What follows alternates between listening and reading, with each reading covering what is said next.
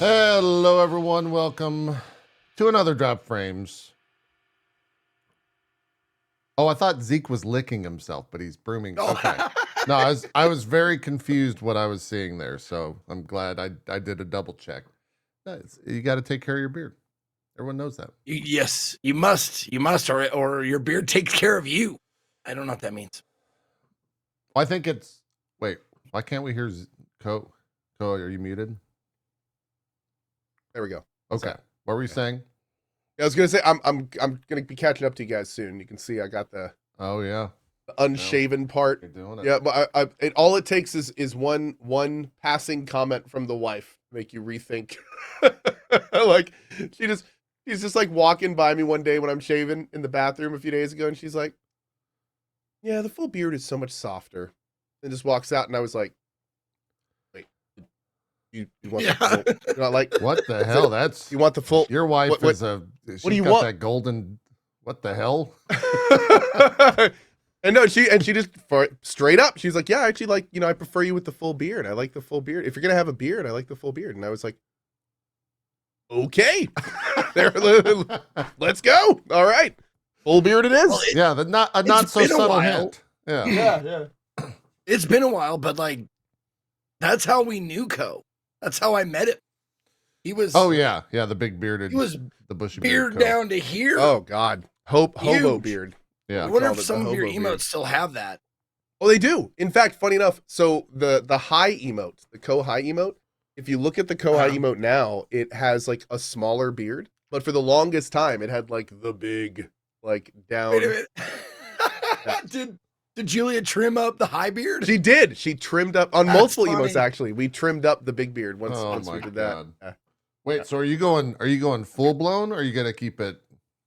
Well, the hair. Let's talk the hair about is, beards here at this. Yeah, let's talk about beards and hair. So the hair's going back out, and the beard is going big. I don't know. Like I kind of like what Zeke's got going on, because it's a big beard, but it doesn't look like an out of control beard. Yeah. And the thing about my biggest beard was an uncageable beast. Yes. Like it was. There was like I did not do anything with that, and it was there were birds in it. Yeah. And that was that kind of beard. So I think what I'm gonna do is I'm gonna let it all grow out. There's always when you're growing out your beard, especially if you come from a goatee, there's always that one shave where you finally get everything to the same length. So you kind of like you have to there's that one shave where it's like you just do everything finally after you've been waiting for months to let everything grow out. So when I get to that point is when I'm really gonna kind of decide what I want to do. Either keep like a full but kind of tight beard, or maybe grow it out. Maybe get like some Zeke length stuff. And the thing is I gotta admit, and I'm still wrestling with this. I'm still dealing with it. But longer it grows out, the more the gray just becomes so obvious. Yeah, but gray's cool. Like, gray's in. Gray, you know what? That's the thing. I'm kind of like there was a part of me that was thinking back in the day, I'm gray as hell, doing something with it. But these days, especially, and I think especially with the style of audience that I have at this point, I'm thinking, just let it roll. Just gray it up. Yeah, gray's good. Gray's good. It looks weird when it's just like super black after just being dyed. I think it looks terrible whenever that you can totally tell. There was a it looked like a streamer that will remain nameless. Yes. There's a streamer that will remain nameless that is older than me that I watched a lot when I was growing up. Oh, okay, yeah. Very obvious whenever the dye week came up. And I always remember seeing that. And like seeing the the dye week and just being like, there's always this sort of like, you don't need to do that, and I think if I were to do something like that, that's exactly how everyone else would feel. Where it's just like, dude, you don't. It's just it looks silly. You don't need to do that. It looks silly. Well, I'm just wondering. We talk about this in our house a lot when we see like, primarily like older women celebrities, but I mean some men too, where like no one wants to get old. And like we just talk about like how much worse it looks when you try so hard to prevent it, Now, funny enough, like I don't mind going gray. I don't mind looking my age, and it's just I think I have a different mindset where looking your age is cool to me, I guess. I gotta say this. I like the latest Kiryu. Just saying. Like that makes everything a little easier. Like getting gray with like one of my role models, you know? Oh, I see what you're Like saying. I don't know see if what you're saying. the latest Kiryu is like that's the first time we've seen him like full gray. Yeah. I remember the first time I saw that and I was like, damn, he looks good. Like, all right, man. Like this is This good. is the This first good. time in the timeline where Kiryu didn't get younger. With I know, next year. right? In the game, yeah, sure. Pretty God much. damn. Pretty much. That makes sense. Because we were talking about that the game before. What did we just play before? Not Like a the dragon. most recent one. Not Like a Dragon. It was. The man who erased his name, Gaiden? Yes. The man who erased his name. It was Like a Dragon. I apologize, but not Infinite Wealth. The other one. Sure. And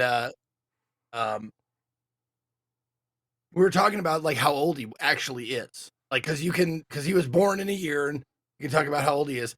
And dude looks, 27, and he's like 50s. He's in his fucking 50s. Yeah. Dude, people forget all the time. I'll be playing Like a Dragon, and like the lead guy Kasuga will be talking to some like, hot little, love interest in the game. And of course, chat's just going along, and then every so often you get that person in chat where it's like, she's like 20. Isn't he like 45? Isn't he like all? Yeah, and it's like, yeah, Ichiban's like 44 years old, canon. So, and I mean, yeah, looks great. Doesn't act his age at all, but I mean, it's kind of like, yeah, he's an old dude, man. Yeah. So every time by, like, 5 every time years. in the game, if you're playing it and Ichiban like it has like a romantic interest in something, picture this, because this is almost 44. There you go. Yeah, you got the. This is harder to picture with someone like young and hot, right? Yeah. Zeke, you got the Jason Kelsey going on right now. You're hip. This is what is all the rage. Hold on.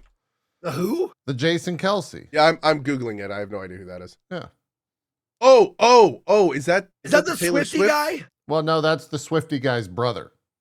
Oh, okay. Still just as cool though. Okay. Some might even say cooler. Oh. Yeah. The funny thing is, that's the first time I've ever heard his name out loud. I Oh wasn't my sure if it was God. Kelsey. 100% the Kelsey. same. You guys are just not cool, man. I can't. Isn't there like a big game today? There is a big game today. Yeah, the Super Bowl is today. I know all about it. If you not the sports aspect of it, but Dude. the pop culture aspect of it. I was Why somewhat decimated today. I took my oldest to a taekwondo lesson. Oh, And the guys that run the dojo, super cool guy. He's like, big into anime and stuff like that. And Yeah. they're winding up their lesson, and like walks over and he's just like, yeah, man, who you rooting for in the game today? uh-oh. I was just like, like, What did you go with? What was the answer? funny enough, I was like, okay, I remember hearing this in the news. I was like, the Chiefs? There you go. Okay. And he was like, oh yeah, he's like, yeah, I'm going for the 49ers. And I was like, oh wait, San Francisco's in there? 49ers, I'm going for the 49ers. I have to go. If I was going to root, I would have to root for the 49ers by default, because growing up in Montana You're a Joe Montana and fan? Joe Montana, Yeah. it's like this huge thing, and all the kids, like, we didn't know what the fuck was going on, and Montana doesn't have a professional sports team, and there's no professional NFL or sports teams for 5 states around, like North Dakota, Yeah. South Dakota, Wyoming, Idaho, Montana. No sports teams, no professional sports teams. So you kind Yeah. of like have to default to your parents' one, or if you're a kid, you're like, that guy's name is Montana. Yeah. Yay! It's hilarious that you say that. It's almost like teams are hereditary, because I was just about to say, like, my dad loves the 49ers. I grew up. That's why I like the 49ers, was because my dad was a huge 49ers fan. We were both born in California. So it's like that was kind of like our go-to team. And that's why I like the 49ers, pretty much. It's a It is a family little hereditary. fandom. Yeah. Yeah. Meanwhile, everyone in Europe is like, what the fuck are you guys talking about? Yeah. Or you could be like my kid Rowan. I'm talking to him on the way back, because we were talking about, I was explaining to him what the Super Bowl was. And he goes, wait, Super Bowl? I was like, yeah, Super Bowl. And he goes, bowl? And I was like, yeah. He's like, oh no, I thought they were playing Super Bowl. What are they playing? Ah. And I was like, no, That'd they're be playing exciting. football. ball. Yeah, not Super Ball. And it's Super Bowl. And he's like, do they play in the bowl? And I was like, no, but that's a good question. They play in like an arena and they get a Super Bowl. He's like, what makes it super? And I was like, you know what? You're asking way too many good questions that are way above my pay grade. Yeah. Like, yeah. Should be an interesting one. There's a lot of things around this Super Bowl. I think last year they had 140 million people, and this year they're projecting 200 million because of all funny of enough, 78 million of them are Swiftie fans. Yeah, it's all Taylor Swift is. Influence on that shit. I saw a bunch of video footage of like Vegas last night, and it just looks like a mess. Like they're saying it looks like night and day even compared to the big F1 event that they had earlier this year in Vegas. And it's just like wall to wall people no matter where you go. Dude, and funny enough, we were listening to the radio last night, and the guy was doing the whole like, just getting random audio clips from passerbyers. It's in Vegas, right? In Vegas, Yes. wherever on the street. Yep. And after they did that segment, the guy comes back on. He's like, hey, I just need to make sure you understand this. Like for this segment, we talked to about 38, 39 people. And he's like, 15 of them could not name the two people playing Sure. that were going to the Super Bowl. And one of them specifically said, I won't be able to tell you the end score, but I'll be able to tell you how many times Taylor Swift popped up on screen. Yeah. It's just like, damn, It's dude. a wild year for the Like, NFL. With all wow. that stuff. Yeah. That's okay. Pretty absurd with everything going on. So yeah, that'll be the talk of at least the American news cycle for the next probably 48 hours, depending on how it all goes down. Honestly, it puts the people running the whole thing in such a weird position, because in the back of their mind now, they're going, okay, we need to plan on getting the camera on Taylor Swift as much as possible. We need to make sure that it's talked about regularly. Like they have to keep those people interested. Oh yeah, that are not there at all to watch the actual thing they're putting on. Sure. And they have to like come up with strategies and ways to do that. And it's such a funny world we live in sometimes. Yeah. And then Usher's halftime. Yeah, Wow, for first time I heard the his name. elder Oh, shit. millennials. Yeah, see Yeah, exactly. Usher. I know, right, exactly. Usher's I was gonna say, be I halftime. was like, that's the first time I actually knew a Super Bowl halftime show guy in like 10 years. It's No, like, you mean come on, they had, like, it's not that- Ski Wonk and Woo Woo? Really? Did you see Ski Walk and Woo Woo though? They were great. Oh, They were my so God. good. Amazing. I love They were straight. Ski-Wonk They were and straight woo-woo. philanderoo. I know. It was fantastic. For FR. Do you say FR or not? No, No you just say when you text it, you say Right, FR. but do you- No, it's just for real. That's Just for real. yeah, Okay. yeah. And then like a period at the end of the sentence, you have to say no cap. Yeah, no cap on a That's stack. the end. Okay. Yeah, saying 'Cause I wasn't sure out because loud. I could go is like either the way. first- Like with LOL, you say because people say LOL now, or some Well, people here's the thing, say here's the thing. also say LOL. People say LOL and LOL now, but when we first started doing it, when LOL first was made, if people said it out loud, they would literally be beaten on the spot by anyone around that could hear them. It took like a solid like 3 or Sure. 4 years, before FR. people actually started saying. That's where FR is at. You can't say it yet. It's not cool to say yet. You can type it. You Yeah, can't say it yet. yeah. I'm wondering if Maybe it's just old and if I weird. could start like if it would be cool just to go fur. Just fur. I think it would. At that point, it just sounded like you're It's stuttering. fur. Like Yeah, it just sounds- no Sounds cap. like you have a speech impediment or something. It doesn't sound good. Just imagine Fair to be enough. like, yeah, Fair enough. yo, you look No. great. I don't want to be that guy. Remember when Zeke used to be inclusive? Now he makes fun of people with stutters, and I just can't watch him anymore. It's really terrible. Yeah, it's can't awful. believe it. It's awful. Yeah, yeah. Oh, but First, it's Zeke making fun of stutters here. I'm playing with JP last night, and this is rampant racism. That was I mean, you. what's happening? What's That was happening on you. Twitch? That wasn't was even not me. me. Dude, How Zeke, dare we're you. playing last night. Me, Ko, I'm glad I Yashi wasn't Mexican, there. and Dad's Gaming. We're playing Helldivers. And Right. Ko's muted, and for some reason, he unmutes, and all we hear while we're just playing the game is Mexican. So, And I'm so just here's- like, what? here is what my stream heard. My stream heard was I'm playing with JP, Bruce Green, and Oh, yeah, Gassy Bruce, Mexican. sorry, not Dan. But the thing is I had them muted, and then I unmuted right at the end. So what they heard is this is what they heard. Mexican. Yeah. And like we all just kind of didn't say anything, and the Max goes, "What the fuck?" I honestly, it was so funny. if it were me in that game, I would have honestly thought that your wife came in and was like, "What do you want for "Do dinner?" you want Thai or Mexican tonight?" Mexican. It was really funny. I don't know. I'm sure there's a clip out there from Co-Stream, but it's and then that became a running joke for the evening. well, then yeah, because Max just had a terrible time for the next like 4 or 5 Dude. games. Man, I was felt just so dying bad. I nonstop. felt so bad for Max because I felt like he was like really trying to do well, and Yeah. all of us were not. Well, we So were it's just like, playing poorly. we were just playing poorly. That's right, and playing around also. Yeah, he just But, died nonstop. It was And then, really- and then just to stick it to us at the very end, he got like most kills in the very last thing we played. Yeah. He's like, look, guys, if you just pay attention. yeah, it was fun. It was fun. Yeah, Helldivers it was a fun. lot of- that game is man. We'll be Wow. talking about so it for angry sure. it's down. I'm so angry. Yeah, what did Real they quick. what did they take it down by the way for? Just a Okay, so they took it down for 2 major issues.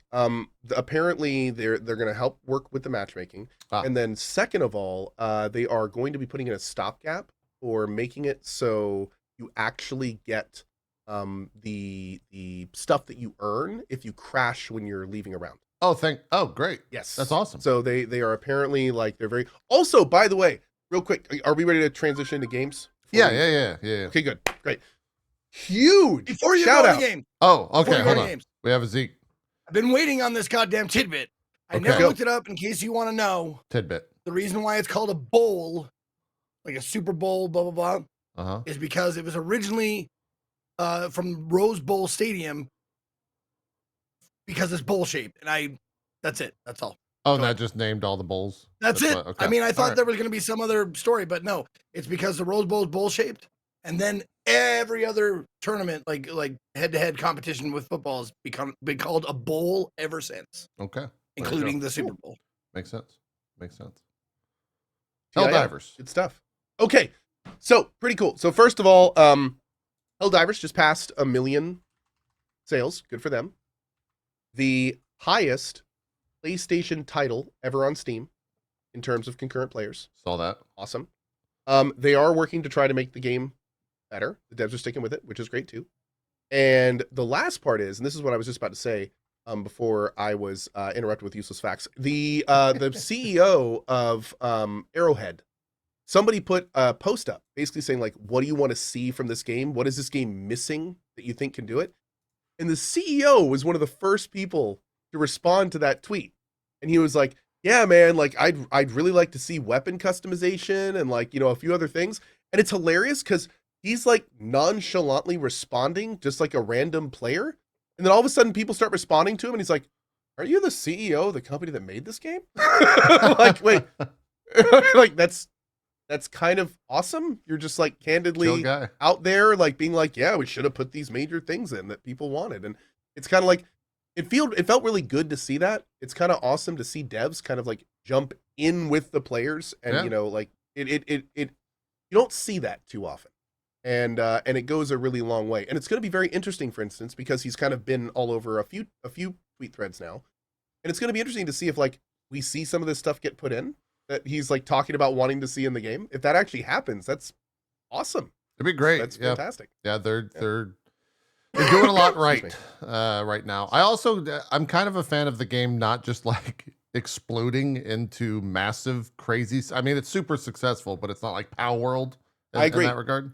I agree. because I Also, feel like it's the best important to mention. of the game is still to come. Ultimately, It's also important to mention this game wouldn't handle it. yeah, If- true. The if servers it would die. exploded, this, like no one would be playing if there were as many people playing Power World as this game. So Yeah. what's fantastic about the Helldivers 2 success is it is clearly way more than they anticipated, but it's also apparently under what they can deal with, which is fantastic. So that's like the perfect spot for success, Yeah, where it's like way above what you wanted, but also under what you can handle. So and that it doesn't become one of those like suffering from success situations. It's just like, oh, success, great, this is awesome. Yeah. Everyone's enjoying it, and you're successful. I agree. Yeah, the game's just dumb fun. I've been having a blast with it. I think pretty much everyone in our little like social streamer spheres that's played it has had an absolute blast with it. So we'll I'm sure gonna keep playing it. I'm close to 20 now, and so I almost have like Nice. all the unlocks that I want, which means I get to do some of the other crazy stuff. We played some robot stuff, by the way, last night, Co. We were fighting more robots on hard difficulty. Have you done a hard difficulty run on the robots? I don't know. So one of the like modifiers, the like mutators or whatever that can happen, is your stratagems get hacked. And so when you input like, I'm gonna drop this machine gun and reinforce it on me, it inputs like a bomb. And if you don't look at what you're throwing, you just throw a bomb on your entire team. That is so fucking cool. I love it. So I last night absolutely love it. we spawned into a map not knowing this, and we all throw like at the very beginning, we throw like all of our equipment, all that stuff. And about 2 seconds later, a fucking nuke drops on us. There's an orbital laser. There's like the strafing runs, and we're just like, what the fuck? Is it is it bugged? What the hell's going on? And someone in our chat was like, no, they've hacked you. You have to be careful when you input your stratagems because you're getting hacked by like the robots. Fucking crazy that's a thing. That's so cool. Such a brilliant idea. And I think like they could do the same thing with the bugs. Like, you know, there's the brain bug from I think Starship Troopers, right? Starship Troopers. Or whatever. Like they could have like control of one of your corpses. Like the bugs could do the same thing and then like take control and then do the stratagems with their dead bodies and stuff, like by controlling them, like with brain bugs or something. That'd be great. I love the innovation. I love that. I love the unexpected shit. This game surprised me because I went into it thinking EDF, and it is so much different. Yeah, I won't say same better. way with Starship Troopers. I won't say better because I know people will jump down my throat for that, but sure. I will say it is a lot different, and it's a lot more than I expected, especially since there's like I thought it was going to be only bugs. I didn't know there was going to be like robots and shit. And like if they keep up with like more enemy types, more innovation, more that kind of shit, like even I, who I'm not a shooter fan per se, I could see myself going back to this because it's got the playful attitude and the variety.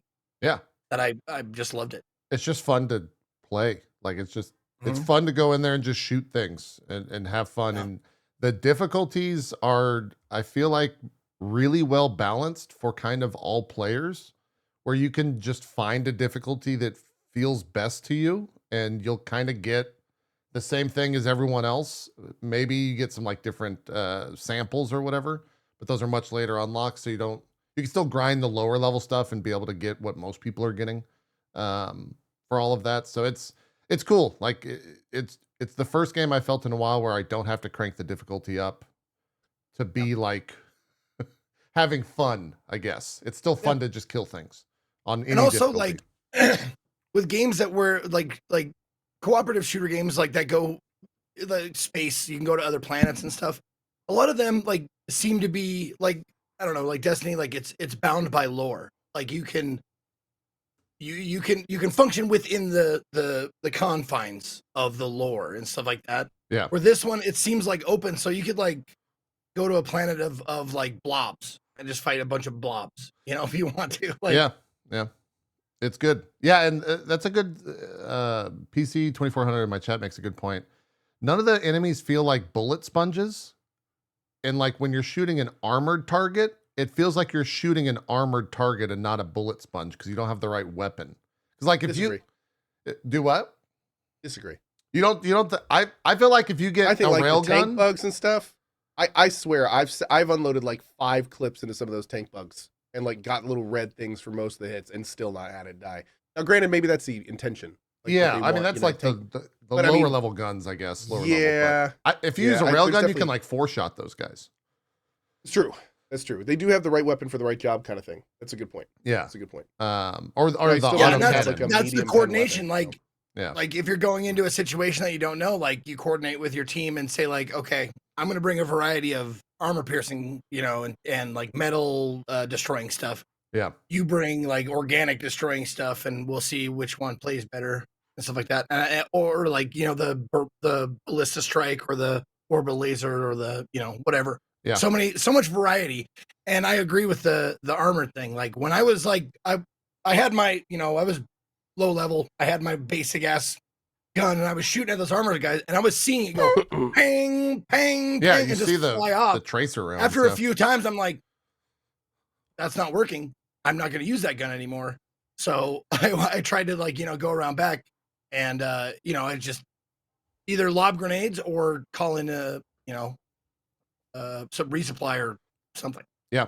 Hey, can I ask you guys something kind of weird and dumb right now? Let's hear it. Can both of you try to log into Helldivers 2 right now? Okay. I won't do it because it'll mess up the call, but Zeke can do Okay. it. Can you try, Zeke? So yeah, funny enough, like because I've been messaging with the comms guy, for Arrowhead, and he was like, you know, I told him about the whole thing. I was like trying to convince you guys to play Helldivers 2 today. The servers went down. He's like, well, the servers actually didn't go down. He's like, they're working on it, but they're up. He was like, yeah, you can log in right now. And I was like, really? And I went to log in, but whenever I open my Helldivers, I get a message just saying the servers are down over and over. And if I click a bunch of times, eventually it gets in, but then it just immediately crashes. So It's like a I rolling can't maintenance even is what open Chad's the saying. game, and he's like, I don't know what's wrong.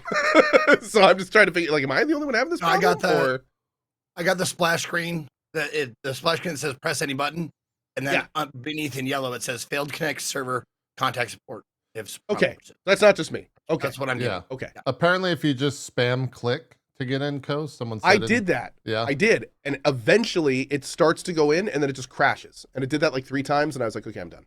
Got it. Yeah. So anyway, sorry, just wondering. No.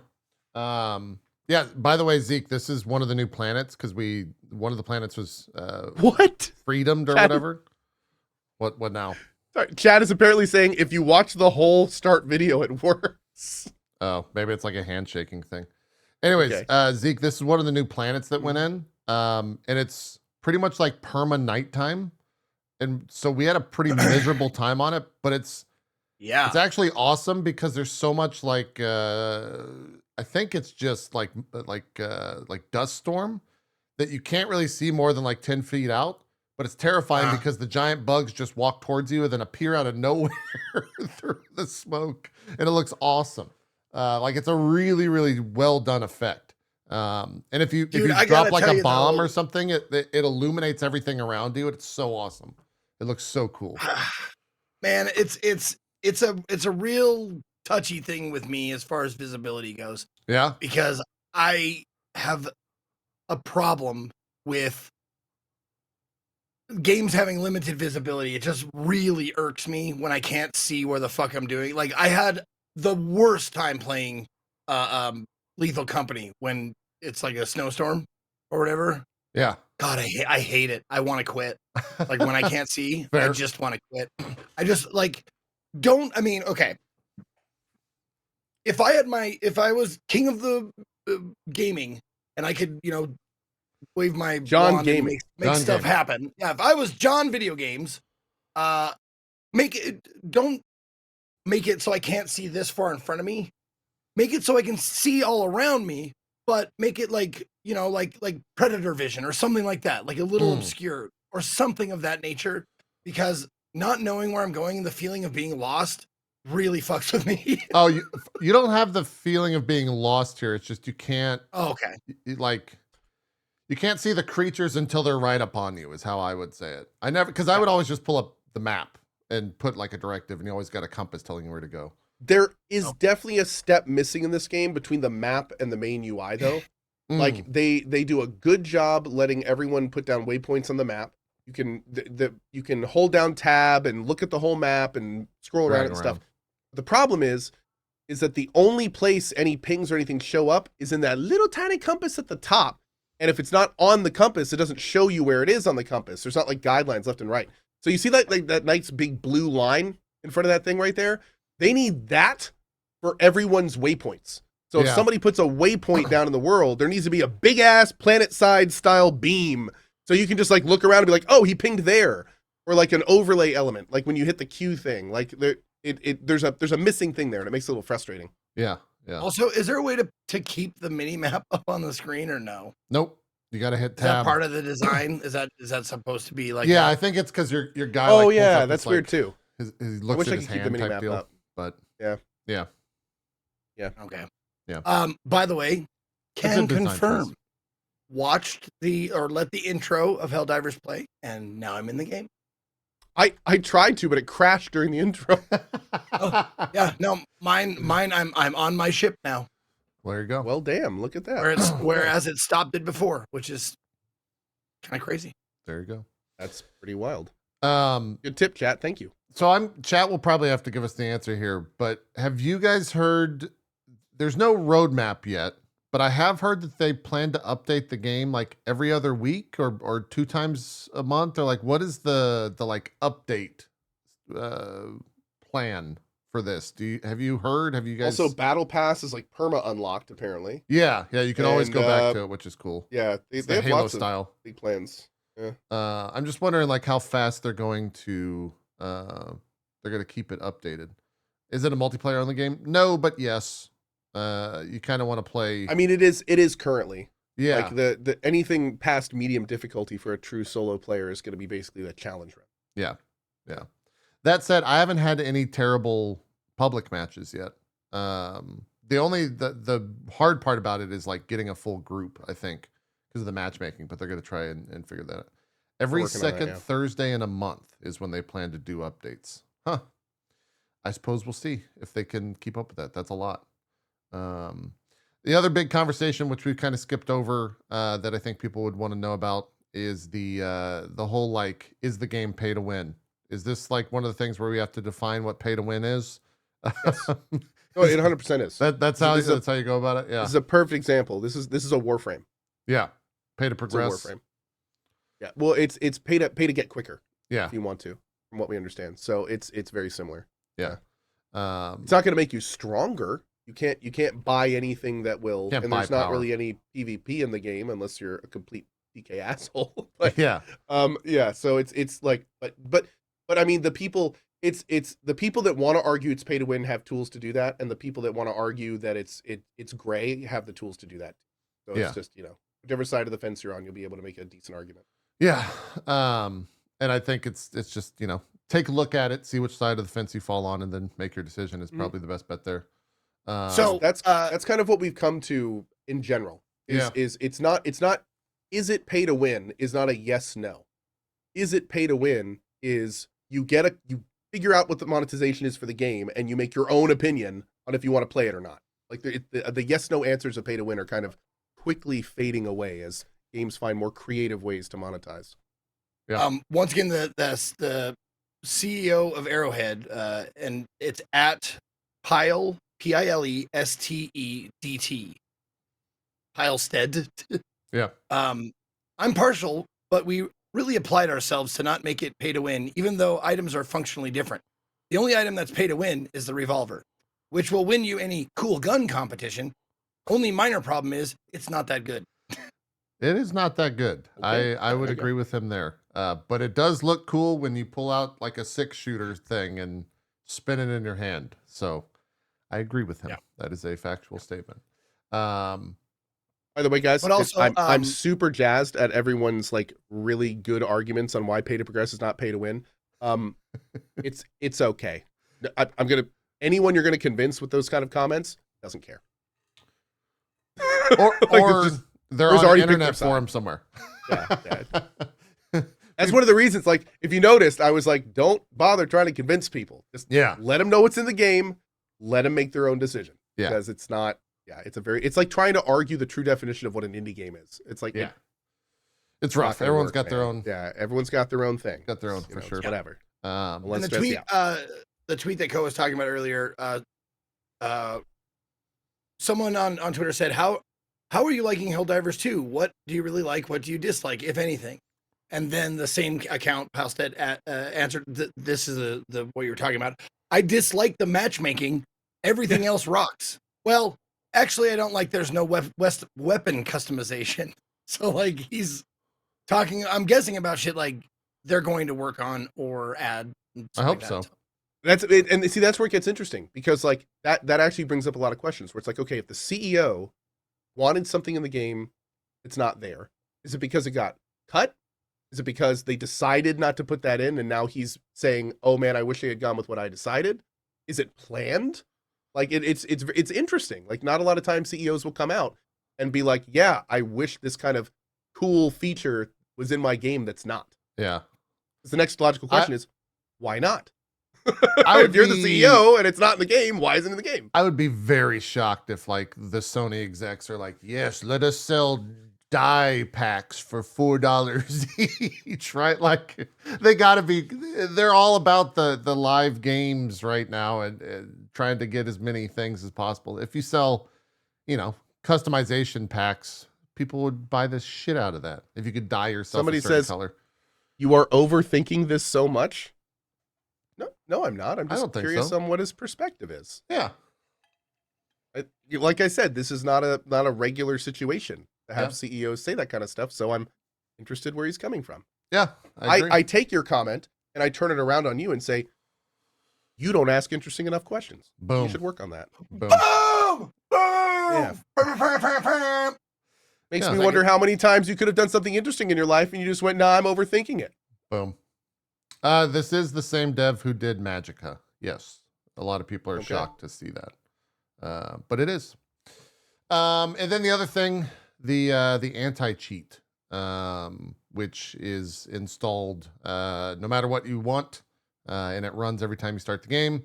It's a kernel level anti-cheat, so a lot of people are wary of installing it, and kind of like the pay to win, you have to, it's up to you to make that decision on if you care about that. There's not really been any reports of it actually doing anything, but people are obviously super wary of installing anything that has kernel level access on their PC. And Now, it's up to you to decide if you want that. I think I know what that means. Can you confirm it? It's just What like is the base the lowest, sorry, the most, the second your PC starts and goes through BIOS, that's like what it has access to. So essentially they could do things to your PC, but like, here's my take on it.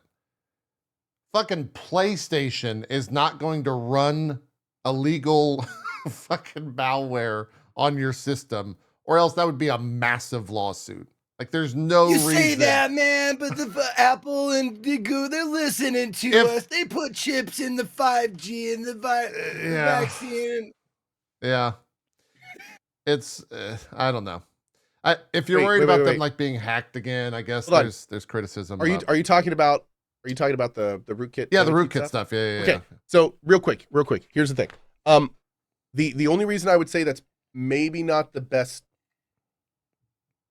way to look at this is that most people are not concerned at all about Sony or even the companies running this stuff doing anything nefarious. Yeah. I think the issue more is that they are putting in vulnerabilities. They are by putting in this anti-cheat stuff, they are putting in things that can be exploited by other nefarious parties to completely bypass defenses in machines. And that is a very real and a very valid concern. It's one of the reasons when people come in and start really like complaining about the anti-cheat, I'm like, I'm not going to try to convince you it's not wrong. Like it's right. It's a common problem and lots of games use it. Absolutely. That doesn't mean it's okay. That doesn't mean there's better ways to do it. That because all it's going to take is one of these going bad. One piece of software gets written that takes advantage of them and starts being popularized, and all these anti-cheats are going to disappear overnight. So I mean, it's a vulnerability, man. It's not good. This is not a good way to do anti-cheat. Like it's not a good thing. Now, it's not the worst thing, and it might be fine forever, but it's still not good practice. Yeah, to do it this way. Someone from my chat, I'm going to ask it as a question. to Okay. see if like you guys know or have an opinion or whatever. Sure. But they put extra liability. This puts extra liability into user systems. Companies get hacked all the time, so it would give access to many PCs, which you said. Also, this anti-cheat is not removed when removing the game. Is that true? That I don't know. Some anti-cheats are not Okay. removed when you uninstall games, and this might be one of them. If Wow. he's saying it is, Okay. then maybe it is. And let's, as a hypothetical, you install the game, you can't uninstall the anti-cheat. 3 months later, a vulnerability comes out for that thing. You're screwed. You know, like at that point, Yeah. you're just screwed. And that is absolutely something that could happen. Will it? Oh, but Probably not, they but it include a could. tool to remove it. Yeah, chat saying it is removed. There's actually a like statement on the Steam forums about it from the. But a lot of people are technical saying you do director. need an independent special tool to do it, according to some people. Well, Mm. see, here's the thing. It depends. I don't know in Helldivers' case, for the record. But yeah, it really depends on how they install it and what you have to, you know. Yeah, I'm Chat reading the is message. very split on if you have to manually remove it or not. So I have no idea. However, we know that that there are some remnant files left in the game directory in the Steam library folder. They can simply be deleted, though, as they're only previously downloaded GameGuard updates. Yeah, you missed the first sentence there. The administrator level anti-cheat service that is installed with the game is removed when the game is uninstalled, or GG uninstall.exe is run. So, yeah, that's at the end of the FAQ on their anti-cheat topic. So, No, I mean, like, leaving files behind after you uninstall a game is kind of every game. You know, like every game on Steam, at least. Like when you uninstall a game, like it leaves files behind, like your save files and that kind of shit. It leaves those on your. For the On your record, that's PC. not anyone. No one's arguing or worried about that stuff. Yeah. There's stuff they're worried about is the much higher level in your system stuff that gets left. yeah, I think my position on it is that I've played so many games that have like different anti-cheats that I don't care. I've got that's like 4 most anti-cheats running right now. And see, and what you're saying is that's most people. Yeah, You are most people. yeah. So I would say that is the far majority of gamers are just kind of like, well, you know, I play Fortnite, I play Rainbow Six, I play these other games. It's fine. Yeah. It's not a big deal. They worked fine. I'm not hacked, whatever. So, you know, it's very laissez-faire, like, you know, we'll just keep doing what we're doing kind of thing. Right. But in the same vein, it is important to note, though, that doesn't mean that makes the argument of the people concerned about it any less valid. Totally, yeah. So, yeah. that's not an argument for saying it's still not a problem. Do you think there's is the idea of like a little bit of is the idea of that existing in the conversation around it create some sort of like fear mongering in terms of installing it, or is that more of a marketing thing for them to deal with and less There for are the people consumers? that are not playing this game because of it. Yeah. I have seen so many things in my Twitch chat, lots on my YouTube comments, where they're just like, "I'm not playing this not playing garbage it, yeah. that installs kernel level anti-cheat. I'm not touching it." Yeah. And it's obviously influential. Now, is that a small vocal minority? It could be. I mean, you know, these are probably the same people saying the same thing about all the other games that have it. So, you know, and they do get it. All those other games get it too in a small amount. So, you know, it's that kind of thing. But Yeah. It's a longer conversation, and I'm sure it's going to continue. Especially, I think League of Legends is adding their Valorant level anti-cheat, the same anti-cheat that Valorant uses into their game sometime this year. So the conversation's going to keep coming up for sure. I think throughout the course of anything. And the other thing too is I've seen this in chat. And I think it's worth addressing. Why do they have anti-cheat in a PvE game? Yeah. Do you know the exact quote from that? The thing is, I don't know the exact quote, but I do know that this game features large scale players versus environment goals, and like taking over planets, and you know, your entire side takes regions and stuff like that. And if the game had cheaters everywhere, it would literally ruin them. Yeah. Like it would completely destroy the community goals. That's my guess. But Yeah, I don't know what the public reasoning is. I mean, hey, devs. they're doing a good job because they posted 19 days ago on the Helldivers subreddit and said, Helldivers 2 is a co-op PvE game. Why do we even need anti-cheat? They said, that's a great question, and there's two related but separate points to it. A very long answer. Let me see if I can summarize quickly. First, we want everyone to have a great time playing Helldivers 2 with friends, ex-friends, or randoms. What we've seen in some of ours and other games is that rampant cheating tends to have a very negative effect on players' openness to playing, especially with randoms. So they don't want like quick play to jump in and destroy experience. That makes sense. If you jump in quick play and one dude is hacking with, infinite health and max damage, that instantly makes your playing significantly less fun. Yeah. And then second, which is what Ko just said, the Galactic War, there's a huge metagame going on in the cloud, which all players and game clients participate in. Even though we have other countermeasures in place, a cracked game client could make it easy to disrupt the Galactic War, which would sour everyone's experience. So, yeah, those are their two reasonings for that. And honestly, those are pretty. I mean, I'm the intention of the reasons is great. Yeah, maybe not the implementation, but the intention makes sense. Yeah. Anyways, Helldivers 2, it's out. You can play it. What are they? Is it $40? $30? I think it's 40. I think it's a $40 thing, and then the deluxe edition is 60. If you want to get the super deluxe version to become. I love me some Helldivers 2. It's good. Yeah. Helldivers. It's a good time for sure. I think we've all enjoyed it and will continue to enjoy it. So. What else is happening in video game news? It's wild that we spent an hour on Helldivers, and I don't think we'll spend that long on this. Maybe I'm wrong, but it's been the talk of the gaming thing, the gaming sphere for the past week. Xbox is apparently going to start doing multi-platform things for their first-party titles. Enough of a leak, rumor mill thing came out that Phil Spencer took to Twitter and said, we're listening and we hear you. That was just, he pulled a straight up, we're listening and we hear you tweet at the start of it. We've been planning a business update event for next week starting tomorrow. We might hear something as soon as tomorrow, where we look forward to sharing more details with you about our vision for the future of Xbox. Stay tuned. So we'll see what happens. They have confirmed the consoles aren't leaving. Also. Yes, there's a Eurogamer, at least the report that I'm looking at is Eurogamer.net. Spencer told employees that Xboxes would continue to be part of a strategy that involves multiple kind of devices. There was a meeting that was held on Tuesday where he said this and confirmed that the company was indeed considering bringing first-party games to multiple kinds of devices, and more would be revealed publicly next week. So we'll see what they really announce. That was enough to send people spiraling, though, on the internet. And people were losing their fucking minds there over were this. People, okay, yeah, and for the record, before we begin, nothing official has been announced. Yeah, it's nothing. all rumors. Nothing.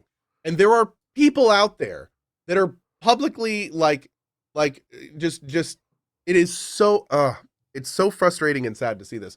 There are people out there that have literally been Xbox influencers for their entire gaming life. Yeah. And they're like standing up and like turning their back on Xbox and making all these grandiose statements and all these things. And it's just like, dude, you don't even know what's happening. Like, these are leaks. They're leaks and rumors. There's been they even told you, we'll officially tell you next week. And you can't wait a week before you turn your back on the thing you've been doing your whole life. Yeah. Slow down. Slow down. Maybe they have a really good point to this. Maybe there's like some really positive stuff with this.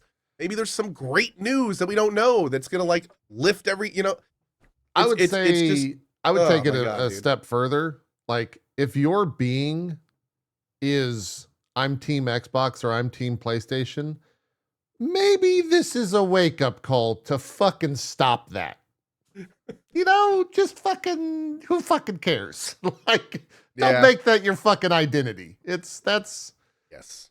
20 years ago, it wasn't cool. It's even stupider now. or if you are gonna make it, we can all just agree that Switch sucks. Let's just we can. Yeah, we'll get together. That's actually going to get us in more trouble than me saying what I said. Oh, is it? Oh man, Yeah, you can't say that. the least you can do, if you're going to devote your professional life to a brand, Yeah. is at least let them tell you what they're doing Sure. before you swear them off forever.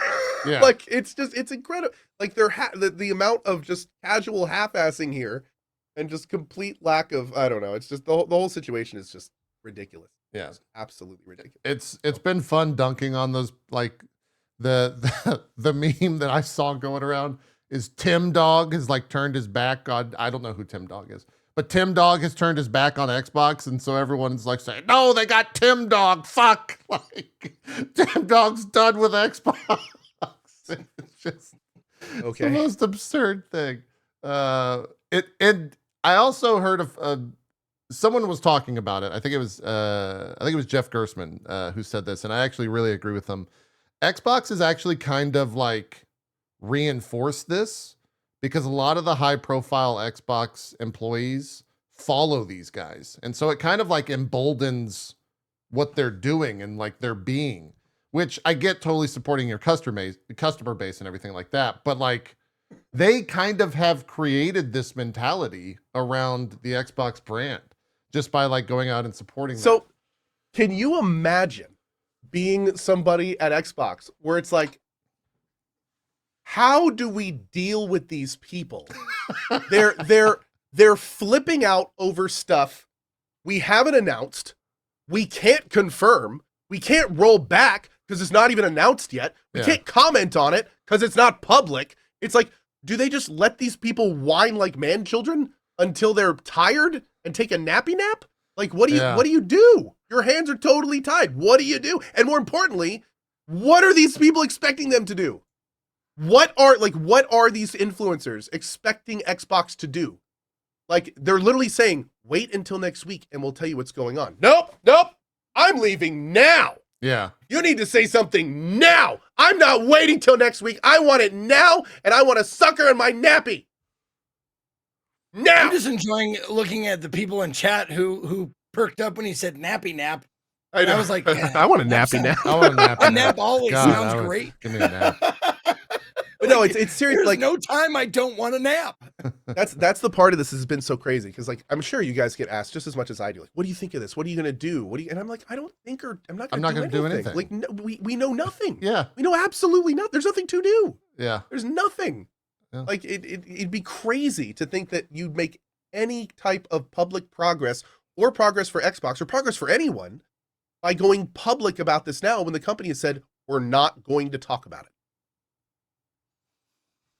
It's wild. Yeah. It's absolutely wild. I was anyway, I'm done. I was scrolling on the Phil Spencer tweet. The second response to it is cheap ass gamer video game deals. And they just say, let's see some deals in the future, please. I just thought that was very on brand.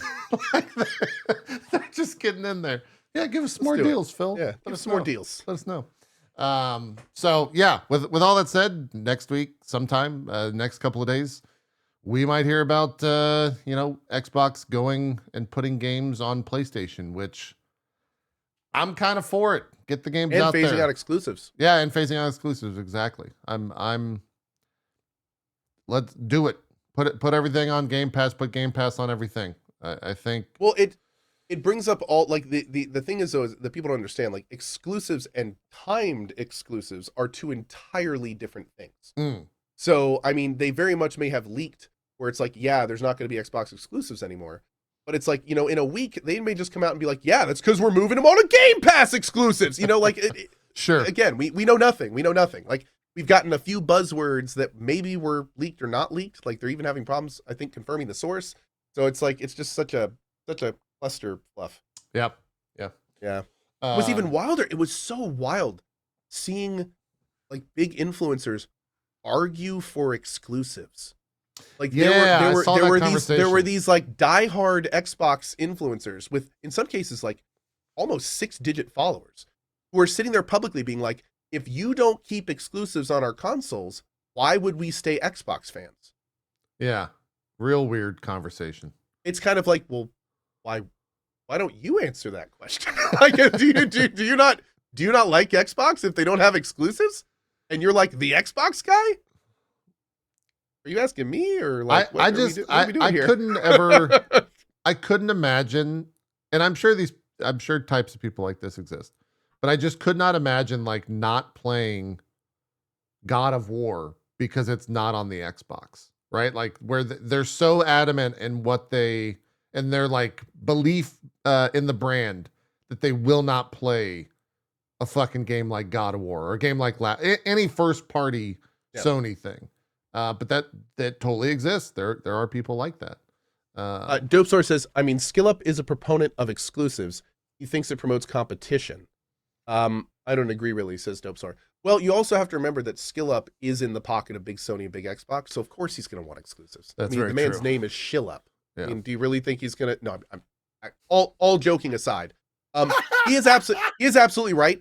Competition does when big companies like Sony and Microsoft compete, we win. We win when the big guys have to compete with each other. Exclusives are a form of competition, absolutely. But there are other ways to compete that don't give a huge negative to the consumer. So I'm totally with ShillUp, absolutely, that it's like, yeah, exclusives, competition is good. Exclusives are competition. But we could get a similar effect without the huge downside that exclusives brings. Like the fact that if you can't afford all the consoles, you literally don't get to play some of the biggest games. Right. That sucks. Like, yeah, sure, the competition's good for the consumer, but that's kind of a huge black eye for the consumer. So at that point, you're talking about, which competition is good and which competition is not good for the consumer. And I think the argument that exclusives are not good for consumers, there's a big argument there. There's a big argument. Yeah. So, yeah. Competition is good. I agree. Cariso and my chat, I butchered your name. I apologize. They say, why does no one get on Nintendo for exclusives? Nintendo's this entire time, throughout this entire conversation, Nintendo's just been kind of like, yes. Yeah. Please fair, go at each other. We are crossing 200 million Switches sold this month. Yeah. Good luck. And I'm going to hold up my hand so the editors know to remove this later from the YouTube. Okay. But the thing about Nintendo's exclusives is when your hardware is so garbage, that's all people talk about. They don't really care about exclusives anymore. Okay, oh shit! I'll keep the hand up just to say, like, is this the dunk on JP? Nintendo segment? No. Is that why, like I'm not like I got shit for saying the Switch is terrible? Yes, is because yes, Nintendo will like take it down somehow. No. The people will come after you though. Nintendo has a special team that will come after you, Zeke. You have to be careful. Nintendo actually owns do you mean a team ninja of employees or a team of fans? Yes. Okay. It's objectively bad though. No, Zeke. They will send ninjas that will kill you in your sleep. Yeah, they will. Yeah, you got to be careful. That's why we always have to end with any Nintendo thing. It's like, just kidding. It's a group of Italian ninjas that will fuck you up, all named Mario. Yeah, every single one of them. Some might even say they're clones.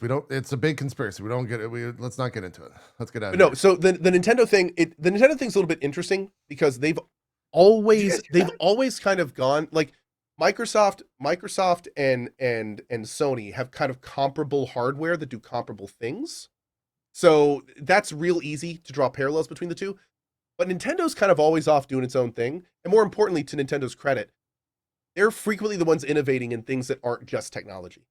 So, and I kind of feel in some ways that gives them a little bit of a pass, like with their motion controllers, with their mobile system, the Switch, with all the cool, interesting, weird things they do. Yeah. So they have carved out this little area for themselves where it's like, okay, if you're going to keep doing all this weird, unique, interesting stuff, sure, keep it in your ecosystem. You want to keep Mario, you want to keep all that stuff like that. It kind of makes sense.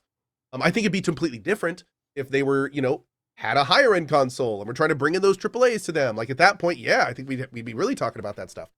But you're not going to be playing a Switch game on your PS4 or PS5. Like, it's just like, sure, there are games that are made for all three systems, but yeah, I mean, it's not really the same. Not really the same argument. I got my numbers mixed up before anyone calls me out. The Switch reached 139 million units sold with 1.2 billion software units sold, which is crazy. Does it differentiate with OLED? How did OLED do? Let me see if it does in their report. I think the report I'm going to look at is going to be in Japanese. Oh no. It doesn't break it apart. It just says Switch. I figured. Yeah. Unit cells. Does it break it in unit cells? Nope. It just says Switch hardware. It lumps them all into one thing. At least in the report that I'm looking at on nintendo.co.jp, which is a fun URL. Yeah, then the stat that I did get correct was 195 million is the number that GTA 5 has sold. They're at 195 million units sold on that. I was half expecting you to say 6, and I was like, oh, I didn't know they opened up pre-orders. Dude, that number is shocking. And then the second number is shocking is that game launched on the 360 and PS3. That's how long that game's been around. Wow. Yeah. Yeah. That's Gone through 2 entire PlayStations. it's just absolutely wild. It's wild to see that. Anyways, one other bit of news. We still got a couple things. Disney on Wednesday announced they took out a $1.5 billion stake in Epic Games. They will be working with Epic Games, the Fortnite maker, of course, on new content.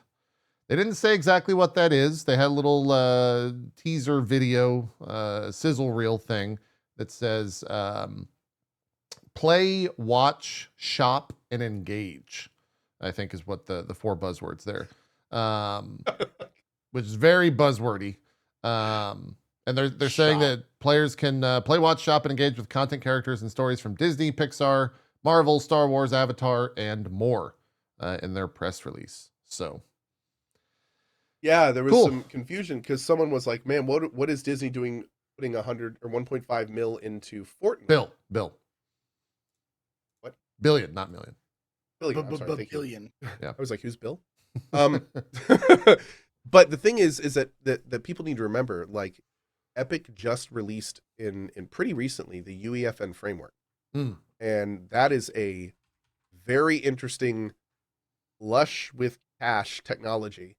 That every one of you is going to see a lot more of next year, and I can tell you that because the investing stuff that I've been doing lately, there's a lot of money going into UEFN development right now. Oh yeah, like a lot, and we aren't going to see the actual effects of that for like another half year to multiple years, when all of a sudden all these things are going to be exploding on the scene.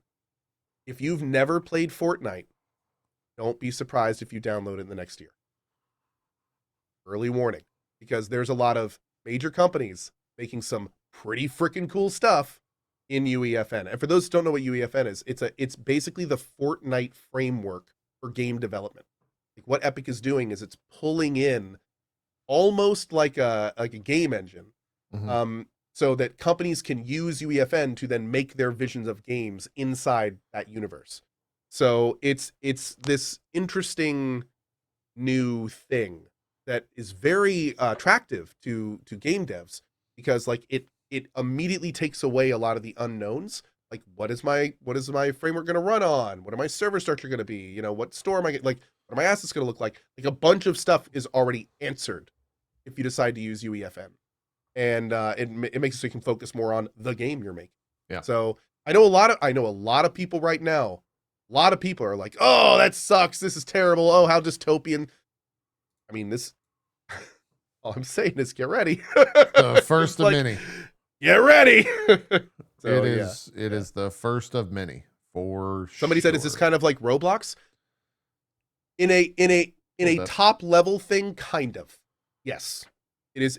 But it is a far more back at, like, Roblox is great for, like, you know, the guy that made Lethal Company, for instance. He was a Roblox dev, right? Yep. You know, and sure, there are absolutely like game dev companies that work in Roblox. UEFN is taking that concept and broadening it out, to where it's not like the kid in his basement making games. It's like an actual company that just launched a project. Their next project is now in UEFN, that kind of thing. So it's yeah, it'll be a big deal. for sure. I mean, 1.5. The other thing is 1.5 billion's not. Is that like what 5% of the company? I think is what that maybe boils down to. Still a huge commitment. Yeah, I mean it's very big commitment for sure. There's a lot of people that are committed in that regard to Epic. Tencent's in there, Sony's in there, and now Disney's in there as well. So we will see what they do with that.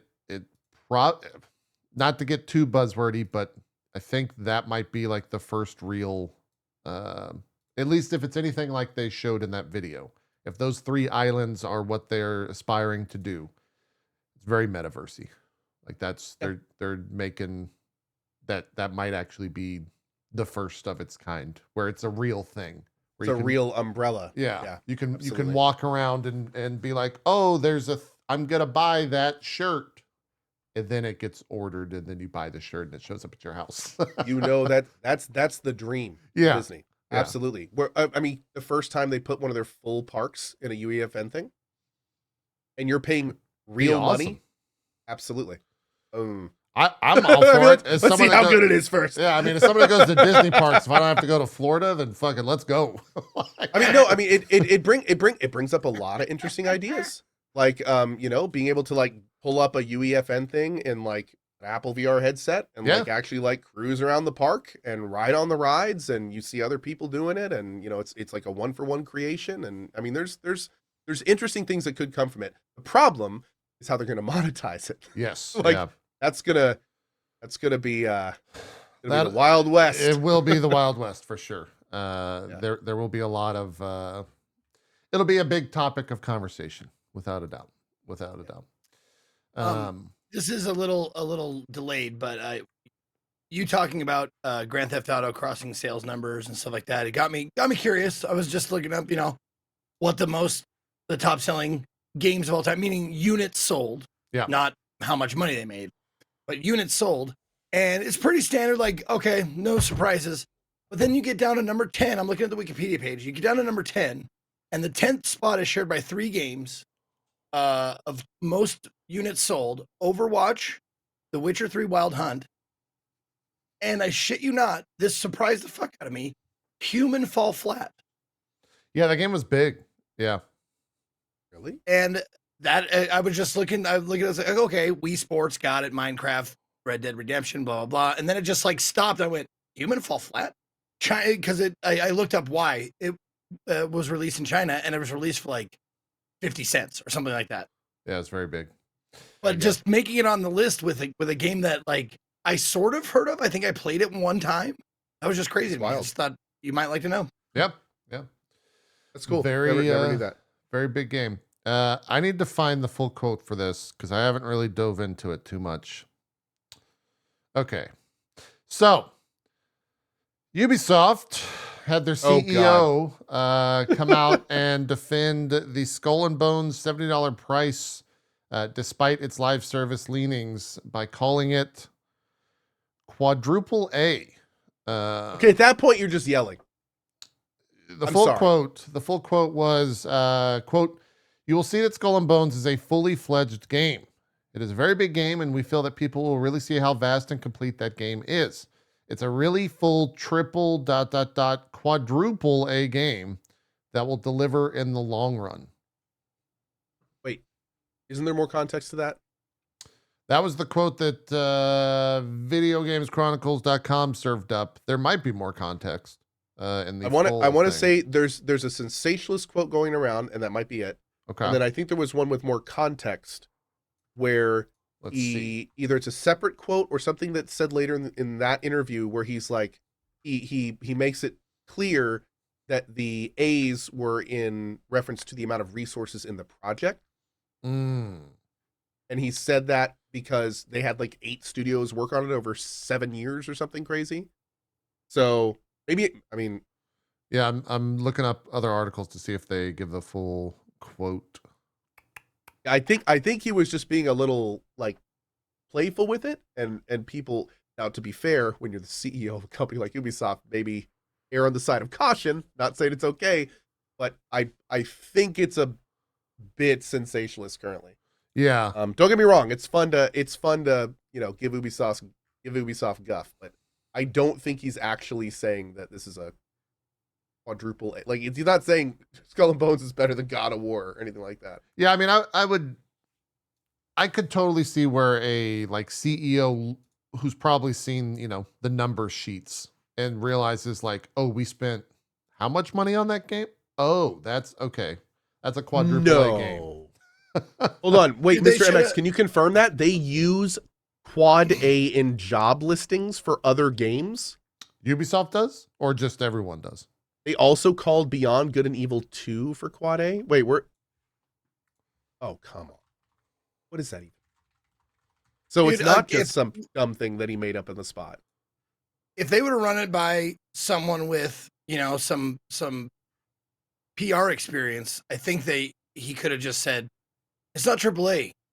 Oh. It's triple R. There you go.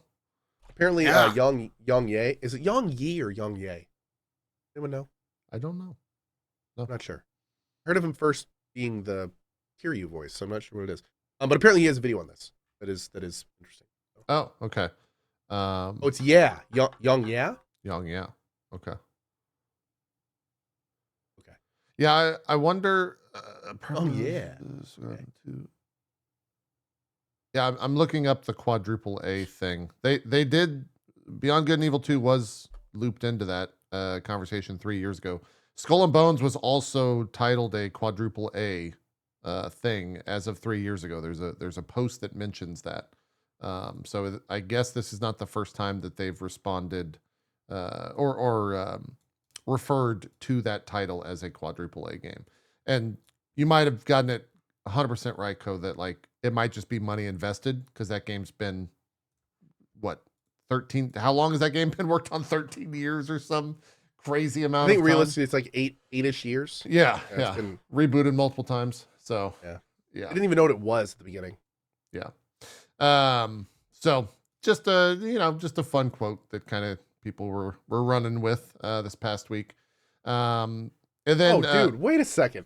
Okay, I gotta watch this video. In the first 30 seconds of Yang Ye's video, which I'm gonna now call him Yang Ye. I don't even care if that's wrong. I like how it sounds. do it up. In apparently the only reason Skull and Bones got made was because a deal with the Singapore government doesn't let it die. Yes. Yeah, they had to put the game out because they got money from the government. Because they have the studio over there. Yeah. I didn't know that. I never got that. That's hilarious. That makes all of a sudden things are making a lot more sense. Yeah. Honestly, it sounds like this sort of thing, like the whole quadruple A didn't know thing. that, It sounds no. sounds like the sort of thing that Devolver might latch onto for their Summer Game Fest conference. Maybe. If Devolver, okay. We're introducing octuple A games. Oh, they absolutely should. And I know if Seriously Clara isn't out there already coming up with something where it's like they release like a new expansion, they're like, well, only because we coupled with the Spanish government are we having to put this out or something like that. Like, oh man, I hope they're all over this. But Yeah. yeah, that's wild, dude. That's wild. Yeah. So it's like there's a very good chance that we could have lived in a reality where it was just canceled. It's removed completely. Oh, totally. Yeah. Yeah. Yeah. Without question. Right. Without question. Yeah. Some more Elias Defexus news. Not really news. I'm mostly including this because I know Ko is a huge fan of both Deus Ex and Elias Defexus. He tweeted out when was the 7th? Wednesday, and said Deus Ex got canceled. This other massive game I was both acting and directing on got canceled. And a third game I was acting and directing on got reworked and now starting from scratch with a whole new team. The video game world is a disaster zone right now, is how he referred to it. So, Yep. Yeah. He got so depressed over the whole situation that he did like an official goodbye to Adam Jensen. really, He publicly has said like, all right, like I'm done hoping, and he thanked the fans for all their support, and yeah, and he was just like he literally said I don't see any future in which this is gonna be a thing. And he just goes on to say how much he appreciated everyone, and he will always identify as Adam Jensen. You know, that'll always be a character that he loves, and it was a little heart Sag. tugging. Yeah, a little sad. Yeah. A little sad. Go fund Deus Ex. I am already talking to Embracer. There you go. I'm not gonna let them. I'm not gonna let them shutter that IP. No, we're gonna figure something out. He's gonna make it happen. What else? We got full sales. Yeah, it worked with Stalker. I guess so. Yeah. Yeah. We got full Tried sales to buy the stock for 2023. And Hogwarts Legacy was the best-selling game worldwide last year. Zelda was second place for that. Was it the one last year, or did it roll over into being the most sold this year? I remember finding the full data. Let me see what I can pull up and answer that for you. Let's see here. Right on. I heard that it's because apparently it's still selling well. That was the thing that I remember reading and being like, damn, dude. Sure. Where is it? Circano? Maybe they just got the full data this month. Yeah. It's looking at the here. I'll pull it up and show it on stream. Let me see if I can get this exact graphic. Yeah, a lot of people are pinging this in. Yeah, the benefits of releasing in January, man. Like if you're going for sales in a year, like that's the way to do it. Yeah. These are the this is the list from Circana LLC, which I guess is a company that has all these numbers. The digital sales were not included for Legend of Zelda Tears of the Kingdom, as well as Xbox and Switch digital sales. This includes all physical and full game digital from the Nintendo eShop, PlayStation, Steam, and Xbox platforms for publishers in the digital leader panel ranked on dollar sales, excluding add-on spending. So, yeah, Hogwarts number 1. The next 3, not really a shocker. Call of Duty, Madden, Marvel. Everything else there kind of makes sense. Star Wars rocking 9. Dead Island 2. Yeah. Really? Really? I mean, that was bringing back a pretty iconic franchise. So I think that says more about the staying power of the original than the quality of the most recent. To be honest. Yeah. Which to be fair, Dead Island 2 was not a terrible game. I mean, I actually enjoyed it. I played the DLC and stuff. I thought it was fine. But you know, it's probably not the best zombie game out there. Yeah. Wasn't bad though. Wasn't bad. Yeah. They also. I just realized I didn't play any of the top 8. How can you call yourself a gamer, first, Zeke? Unbelievable. I know the first one I played was Jedi Survivor. Ah, okay. Like going down the list, like I played Jedi Survivor. That makes sense. Yeah. They also released the mobile top grossing. These were more interesting to me just because some of these guess what the number 1 was. I bet you will. I'll give you 5 guesses if you could even name 5 mobile games on what the top grossing mobile game of 2023 was for the two of you. Here we go. I'm gonna Honkai. Nope. Not even in the top 10. Nikkei? Not even in the top 10.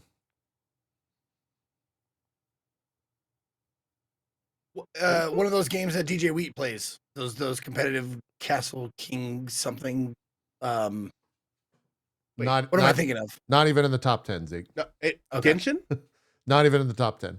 Are any Hoyoverse games in the top 10? Nope. They make billions. What the hell? Pokemon? I'm in the wrong industry, man. What? Pokemon is number 6. Pokemon Go is number 6. Okay. I got 1. Yeah. Candy Crush. Candy Crush Saga is number 2. Nice chat. Yeah. I would not have guessed that. Nice. Yeah. Farmville. Farmville is not there. No. It's not Raid. No, it's not. Thank God. Okay. I was gonna say Genshin and okay. And people are saying Marvel Snap, but I don't think so. No, Marvel Snap's not. Marvel Snap's a low earner. Yeah. I was gonna say Diablo Immortal, but there's no way that earned as much as Hoyoverse. Nope. Yeah, no. Number 1. Oh, Clash. That's what I was trying to think of. The DJ Wheat games, the Clash games. Nope. We love that. Not top 10. Okay. Number 1. Actually, let's start with number 10. Oh, PUBG Mobile? Nope. You guys are thinking too gamer. Your two games like central gamer with it. Number 10 is Ebony, which you might remember the Super Bowl ads a while back with Kate Upton. Yes, that's Ebony. I remember those. Yeah, booby ads. Yes. Okay. Yes. I don't even know how to spell it. EVONY. Ebony. There's a game called Township, which I don't know what is. That's number 9. Cool. This one makes, I guess it's probably SEO related, but the game's called Jackpot. Oh, Township, Farmville. Okay, yeah. The game's called Jackpot Party Casino Slots. So what do you guys think that game's about?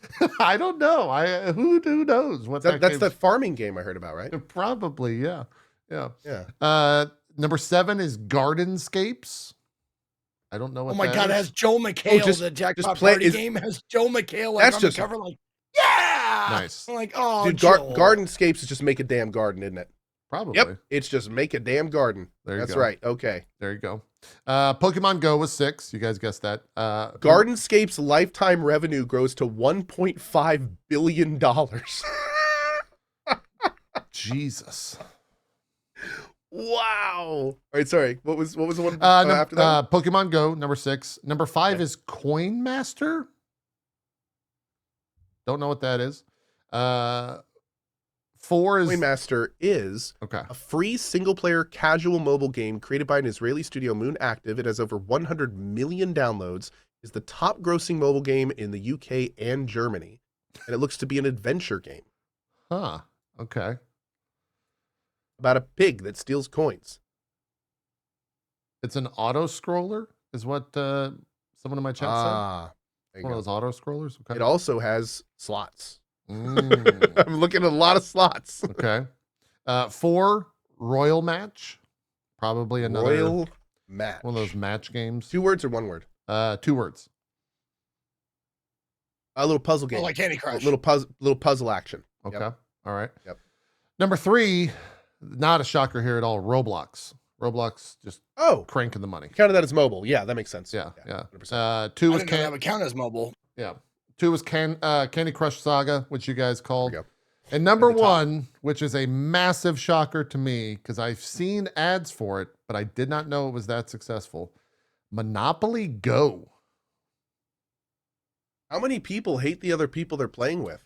That is wild. Monopoly Go was the top grossing 2023 mobile title, provided Sensor Tower was the one that did the stats on that. So, whew. GG, dude. Yeah. Wait. When was Monopoly made? Oh, that was 80s, 70s? Yeah, it was 1935. What? I was gonna say Monopoly's old. What old. the fuck? That's old. 80, Holy shit. A game made in 1935 is currently the best-selling mobile game in 2024. Hey, good job to whoever's running Great, that IP. Dude, I tell you, Keeping it man. alive. Talk about Goddamn. chest, my dude. Lord. Keeping it alive. My Holy Lord. shit, that's crazy.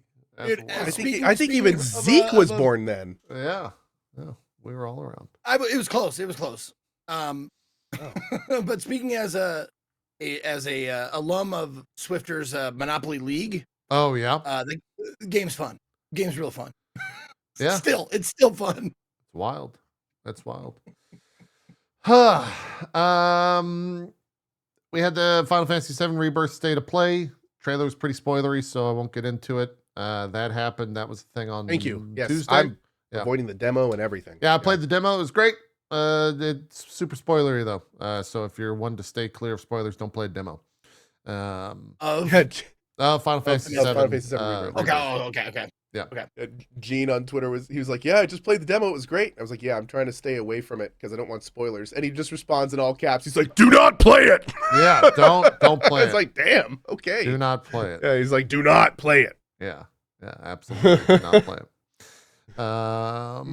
I think that's it. There was one thing from last week that I do want to ask you guys about, but I'm just going to see if there was anything else this week.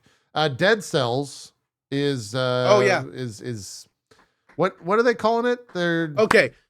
What they're doing is they're essentially officially announcing the end of Dead Cells. Yeah. And more power to the devs. A lot of people are like, oh, this is so sad and this sucks, dude. No. This is amazing because Dead Cells went from like little indie title to amazing EA success to incredible 1.0 to lots of great patches and updates, lots of cool collabs. Like Dead Cells was awesome. So what the dev is essentially saying is, we are done. We loved that everyone loved it. We had a great time making it, and now we are moving on to our next game. So that's basically what they said. Yeah. So there's no bad news at all. It's kind of just very very positive and good for them kind of stuff. And yeah. They're working. What was the wit? Is it? It starts with a W, right? Their next game. We saw it at the Game Awards. Some stuff in this, and I do know that we kind of know what's coming, but I think they actually announced they may have a couple things they're Windblown. Yes. Okay, yeah, that was the trailer. They actually mentioned a couple things. There was a tweet. Someone in my chat said, "Wet cells." That's a different thing. That's not even. Good one. Kumimono, gotta giggle out of me. Okay. Sorry, I was trying to understand how they got there. Then I realized it's because I said I'm explaining the joke. Yeah. Let's move forward. Real quick, for those who don't remember the next game from the Dead Cells company, that was the one that had that crazy animation of like the young kids getting killed over and over. Yes. yeah. It was that one. It was intense. So whatever it is, it's gonna be it was wild. It was intense. We're self-serving here, guys. We made the news with our hold on real quick interview last week, by the way. No, the game is not about killing kids. It's a roguelite where the kids keep coming back to life. Yeah, go watch the trailer. It's not as bad as I just made it sound like. Yeah. Sorry, go ahead. Anyways, we made the news. IGN and PC Gamer both had an article with our show linked in it. So that was thanks to the Avowed interview that we did last Thanks week. again to Carrie. Yeah, it was awesome having them on. Apparently a lot of the stuff we talked about was brand new. Yeah, that's great. I love when that happens. Had a lot of Avowed reveals on drop frames. Yeah, it's rare when that occurs. Ko, did you check out Foam Stars at all? Because that game came out and I didn't hear anyone play it. I have a little bit of it. Absolutely no interest in that game. Yeah, I don't. I actually, funny enough, I have negative interest in that game. If I see those two words next to each other, I'm actually like slightly. I will go another direction. It's very weird. Yeah, I don't know if it's doing well. I'm curious to know how fast that game bombs. I guess they did it. They did a big sponsored push. Did they? They did a big RL party event where they flew out a bunch of people. They did was it like a foam party? What do you think, JP? Probably what not. Do you That's think? too cool. That's too cool. Of course it was. Oh my god, they did a foam party. That's of course great. it was. And they did the whole Matrix photo booth thing and like the whole nine. But what I'm trying to say is they really want this game to pick up. They're trying real hard to make it a thing, which honestly, funny enough, them leaning into that is one of the reasons I was pushed away, because that comment from them, like that comment from them was one of the most like asinine anti-game dev comments I think I've ever heard from a major company. Which one was that specifically? Where they were like, we don't want you to talk about Splatoon when talking about our game. Right.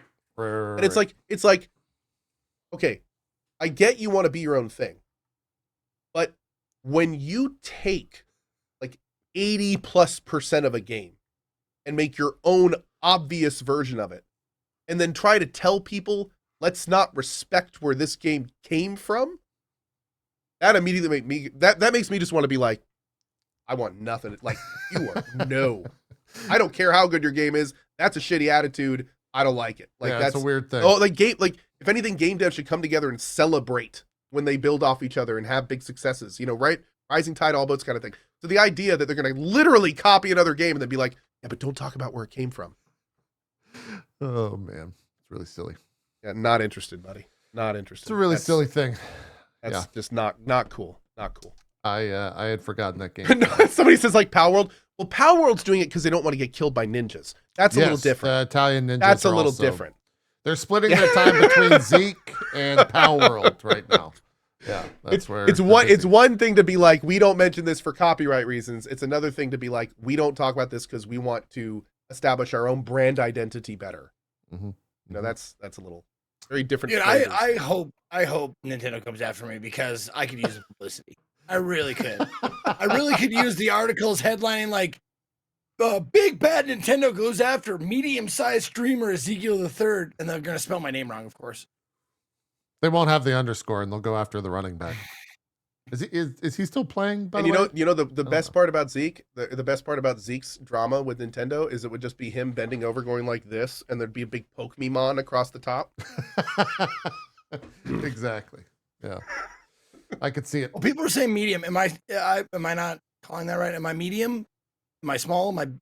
Am I like what would you classify my stream as? Medium. I say medium streamer, like medium size. I mean, if you're going by numbers, you're still a large streamer. If you're talking Okay. percentages, you're Yeah. a large streamer. Yeah. Absolutely. I mean, there's a less than Medium rare. single. What was the latest stats where I think less than 1% of streamers ever see more than 1,000. I thought it was 100. I thought it was even lower than that. Maybe it Is was 0.1. Okay. Yeah. I don't know, it's some Astronomically crazy low. small. Yeah, it's like you look at the number and it blows you away. You're still part of the 1%, Zeke. Yes. We all are. Okay.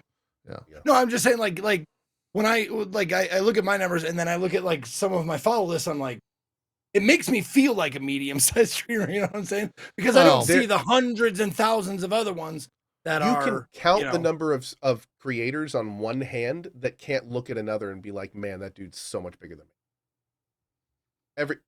Every creator except probably like 10 in the world can do. Yeah. Okay. Yeah. And even they have the Mr. Beast. So like, I'll be like, I'm good with upper middle class. Like some people were saying, upper middle class or lower upper class. Is that- You're that's still the thing. you're still shooting. You're not that much of an underdog, Zeke. You're still shooting yourself too low. You're the okay, 1%, okay. man. You're not that much of an underdog at all. Okay, fair. In the streaming world. brother gets 1,800 people watching him Yeah. play CD-ROM games, Yeah. and he's wondering, He's fucking wiping. He's wiping his Am I a big goddamn streamer? tears with fucking like $100 bills. I Like, know, God right? damn it! I'm such I'm a doing small what streamer. I'm doing what now? You're right. I'm sorry. I'm so Yeah. sorry. Actually, someone got me $100 bill napkins as a gift. That's great. Those are awesome. I was about to say, dude, do you really keep hundreds? No, I next have to your those. video? I have those at the ready because I made a joke on Those are Trumpers once, and someone awesome. just sent it to my UPS That's box. actually I'm like, great. these are perfect. I'm going to keep these. Those handy. are fantastic. Holy shit. They are. Those They are- really I need are. to get some of those. Yeah, those are great. That's good stuff. Yeah. Two more things. One, final news story, at least that we'll cover on the show. A free-to-play Elden Ring mobile game is in the works. This comes from a Reuters report that Tencent is working on one of those, which is kind of weird. There's no other details on it apart from Tencent is working on a free-to-play mobile adaptation of 2022's Game of the Year, Elden Ring. We'll see what that looks like, I suppose. The part that makes me really, really sad about hearing that is that's a huge IP Mm-hmm. by a huge company. It's free, which means they're going to monetize the The shit. absolute hell out of it. And that means that we're going to get an Elden Ring game with weird mobile monetization. They're going to sell mobile monetization through this. That's just kind of sad, man. Oh, I didn't realize you had an Elden Ring shirt on. Yeah, It stings a little bit, dude. Hey, Co, how Stings a little bit. about 99 cents to top up your Estus flask? How do you feel about that? I hope it doesn't do too well. Oh, I'm sure it's gonna do well. Oh, I'm sure it's gonna do well. my hope is it doesn't do so well that all of a sudden FromSoft is like, so about Elden Ring 2, what can we Oh, bring yeah. into here? You know, God. like the kind of the Blizzard approach with Diablo Immortal and Diablo 4. Whew. Like what worked in that we can kind of slide into our Yeah. other stuff. Yeah. We will see. There was no other news. They also Gotcha talked for to- 5-star River of Blood. Oh no. I'm kind of curious to get like, you know, Ouroboros and Peeve and be like, so what do you guys think about this news we're talking about? Yeah. God. They were asked about the DLC and said that they're still trucking along. They don't have any news as of yet. They referred to it as a very large DLC though, so that was kind of exciting. If we're getting a quote unquote very large DLC for that, I like him girthy. Yeah. I guess it would have to be really if you add anything to Elden Ring, just going by the base game, it would have to be like a massive zone with a ton of hours into it. That's at least what I would hope. I think that's what most players would want from that. The final thing that I want to ask you guys that I meant to ask you guys last week, chat, thank you so much for reminding me consistently so I didn't forget in today's show. Did either of you watch the Death Stranding 2 trailer that was shown at the Sony stage? Zeke, did you watch it? No. It's 10 minutes long. I don't know if I want to devote 10 minutes to it, but Zeke, I'm back in. I don't know if Ko's back in on Death Stranding 2, but I'll play the shit out of that game because that trailer was the most Kojima bullshit I've ever seen. And it was like, I'm back. Is that the one where Danny O'Dwyer was tweeting about weird puppets? Oh, yeah. Yes. They got a stop motion low FPS puppet that walks around on fucking Sam's waist. Because why not? Because why not? It also has like attack mode. Yeah, and it goes into attack mode like demon mode. Zeke, Troy Baker is in that trailer, and he's looking like a 80s pop rock star. There is a direct reference they're making. Yeah, and he's got a guitar that shoots lightning, Zeke. And Zeke, I have to admit, I think you might really appreciate the reference that he's making. I think you're old enough to be like, okay, that's kind of cool. Let me find an image of it. I at first was very confused. I talk shit and stuff, but like I never had a problem with the story of the first Death Stranding. I just hated the game mechanics. Like the game mechanics, I hated them. Like the driving around and how terrible it was. Blah blah blah blah. But that's beside the point. The point I'm trying to make is I'm gonna play it, but like I just hope that I don't have to do a lot of traversal like in the first game. Like I loved the Kojima-ness of it. Like I learned to absolutely love and appreciate Kojima after doing my Metal Gear Solid like first time plays of Metal Gear Solid, 1, 2, and so on and so forth. I really kind of understand now. So I'm looking forward to the moments of, yep, that's exactly what I wasn't expecting. There's so much. Zeke, I'm gonna test you here. Okay, look at the screen right now. White face paint, black paint around the eyes, a little around the mouth. Yeah. Now I'm gonna give you a couple extra things here. Jams out on a guitar. Oh yeah, look. What reference are they making with him? I'll give you a hint. Think old movie. Well, I mean, it gives me. Look at that. That character he's giving me the crow. He's giving me Kiss. That's it. He's giving me that was it. Crow. Yeah. The first one you called, but there's no question that's a Brandon Lee reference. Like he's got like the crow face paint on. He's jamming out on a guitar. Like if that's not a Brandon Lee reference, then it should have been. Because I mean, it's amazing. Yeah. I'm looking up random. I hope he says it can't. Also, it's from a movie with Kojima has a huge Kojima boner over. So like if it's from a movie, he loves it. So he comes out of a coffin. If you ever played any Metal Gear games, you know that he just loves putting references to movies that he enjoys, like at length, great length, in dialogue. Just wrote down and that's the thing like that I love about Kojima is that dude has been around for a very long time. He's still and so he writes good dialogue, like structurally good dialogue, but it's like the mind of a 9-year-old boy, but like a super smart 9-year-old boy. Like he's like, what if what if we talked about this movie that I saw and I really liked it, and we're gonna put that in there, and then if you look at it and then you crouch and you can see some girl in her underwear doing sit-ups. What if you do that? What if we put that in? What if there's a naked lady girl in the locker, and then if you hit the locker, someone comes and gets you? What about that? Like, that's what it's all. You That's know- all it is, and I love it. I'm here for it. I don't know if there's like a way to take that exact dialect and convert it to Japanese, but I would love to hear that, what that would sound like. Kedu desu? Oh, But God.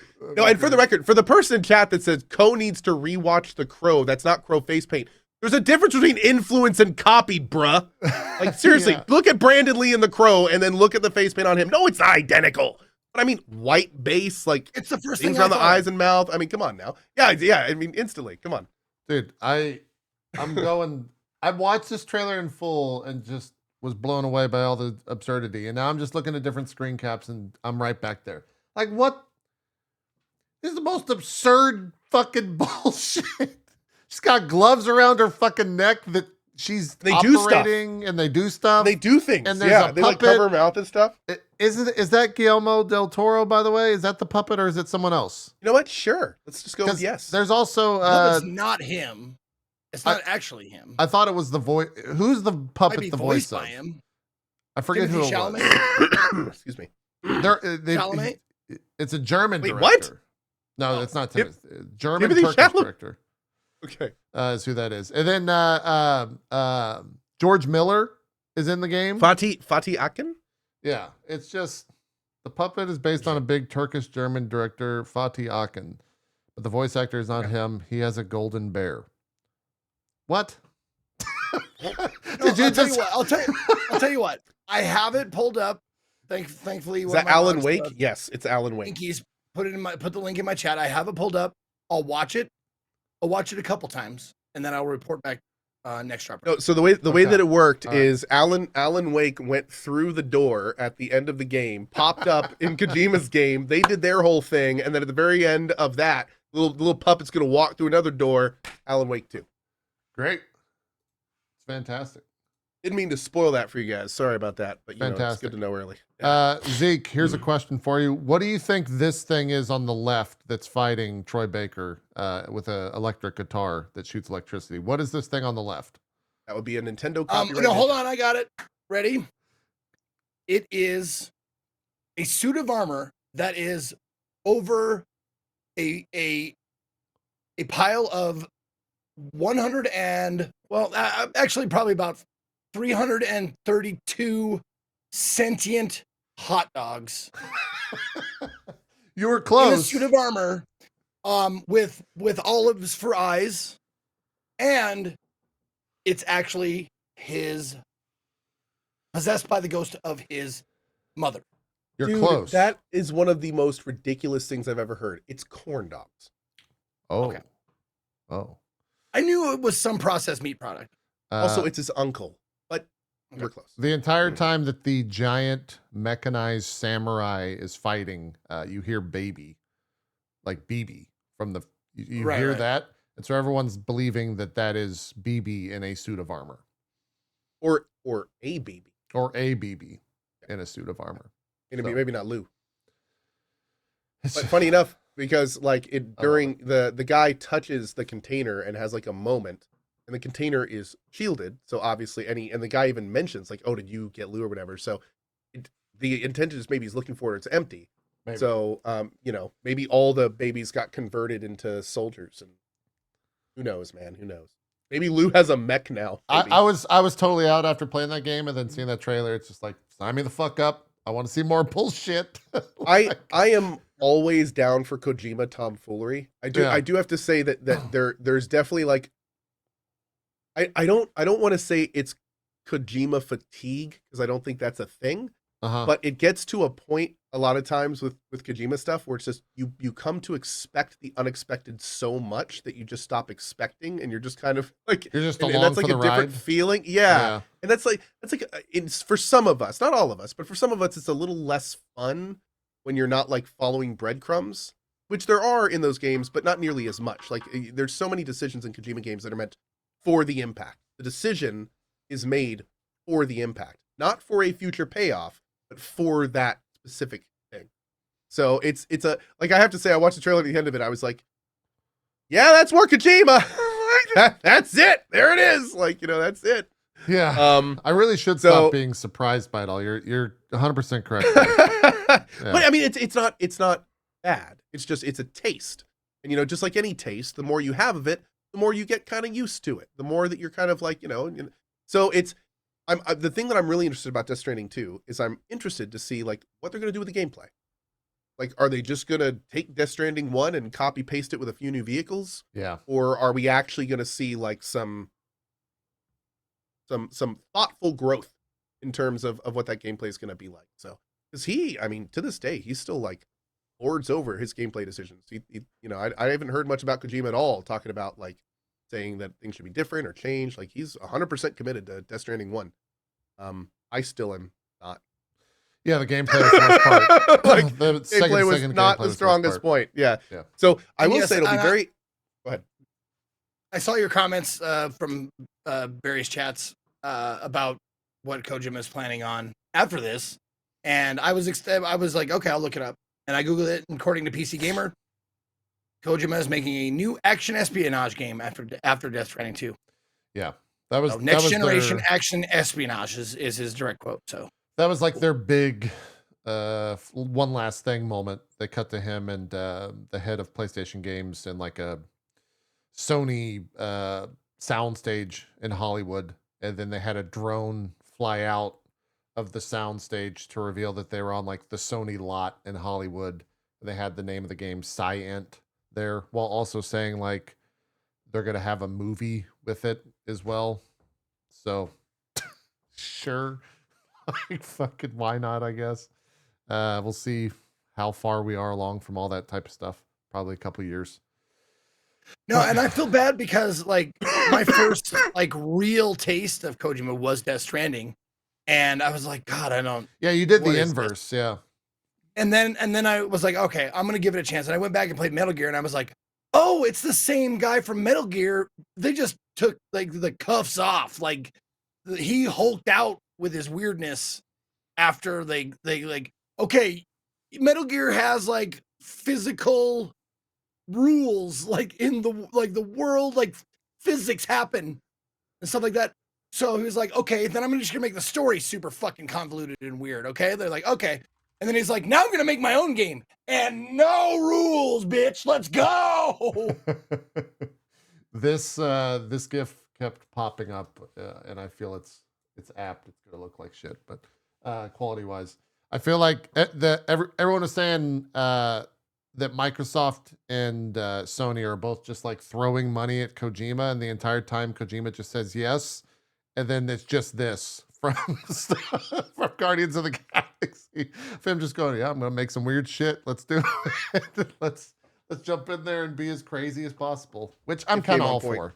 Like, I'm game on point. I'm kind of on for. I'm absolutely, and like as much as I like talk shit about, you know, whatever Kojima and his pretentiousness and that kind of shit, I am all for weird games making money, because that means like maybe some more investors, publishers, and stuff like that will invest in weird shit, because I am all about it.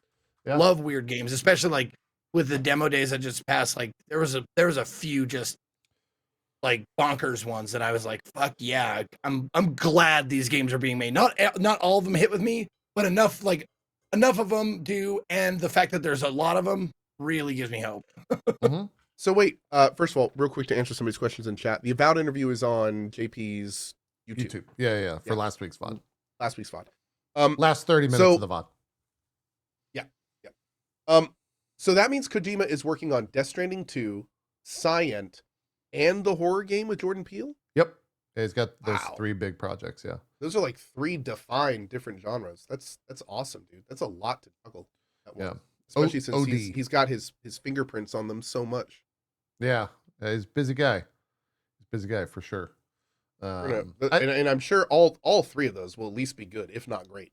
Like that's they'll have hype around them. Great for Kojima fans. Yeah, they're going to be This is celebrated. The golden age of Kojima fanery is right now. Like, he's in near total control of 3 different projects and 3 different genres, realizing his vision in all of them. One of them is a sequel to one of his.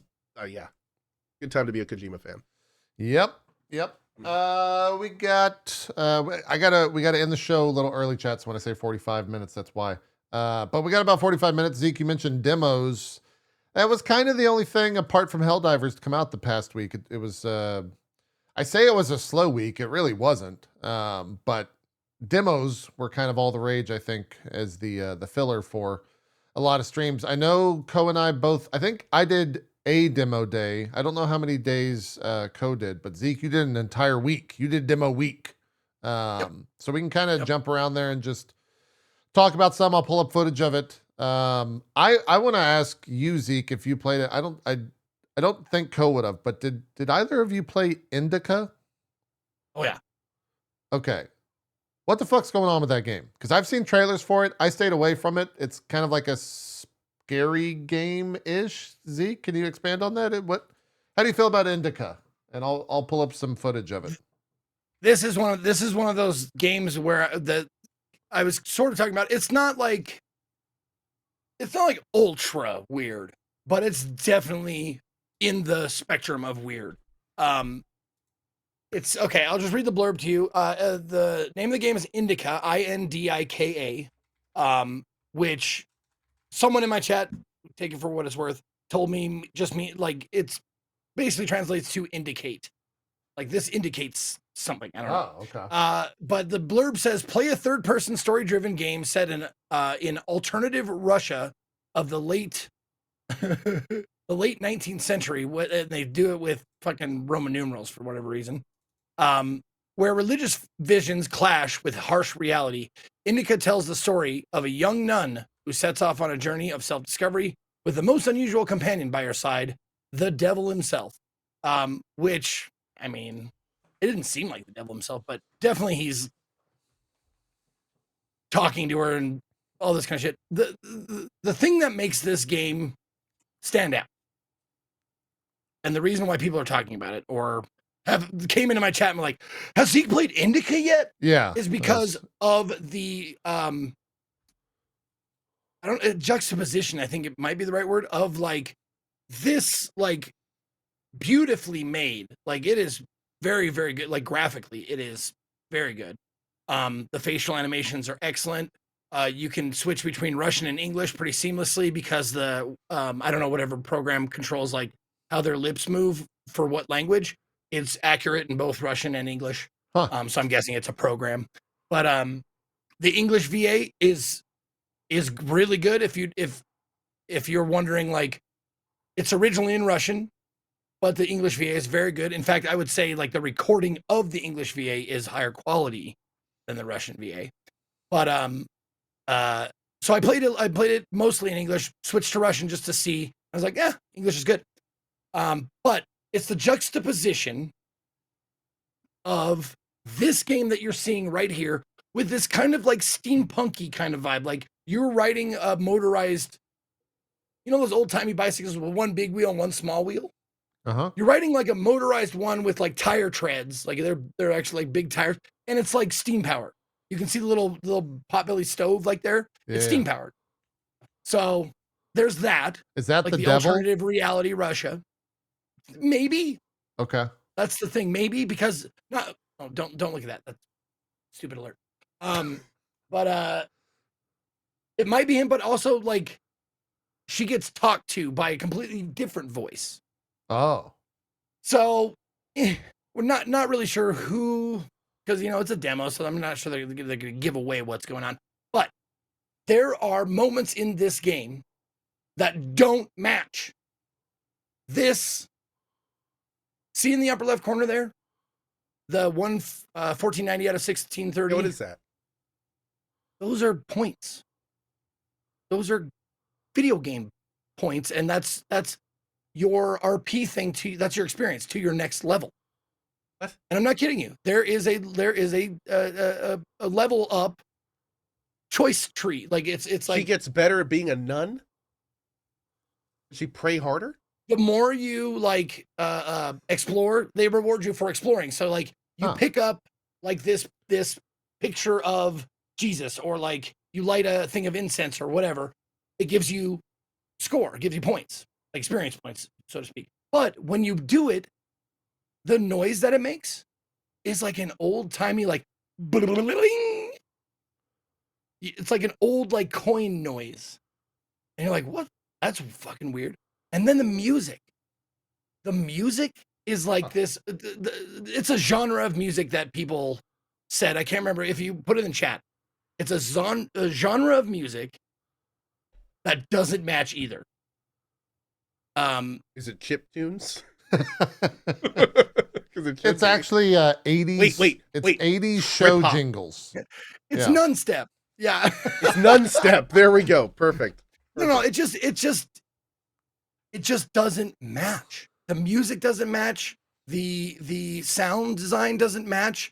The fact that you level up and it goes to like a level up screen and it says like you get two choices, like, all right, choice 1 for your level up is called guilt level 4. And it says like every time you level up, you have a chance to gain more experience coins.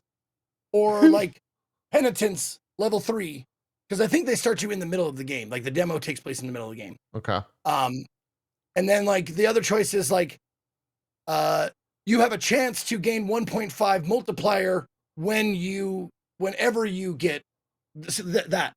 Yeah. See that? Whenever you get those little rings.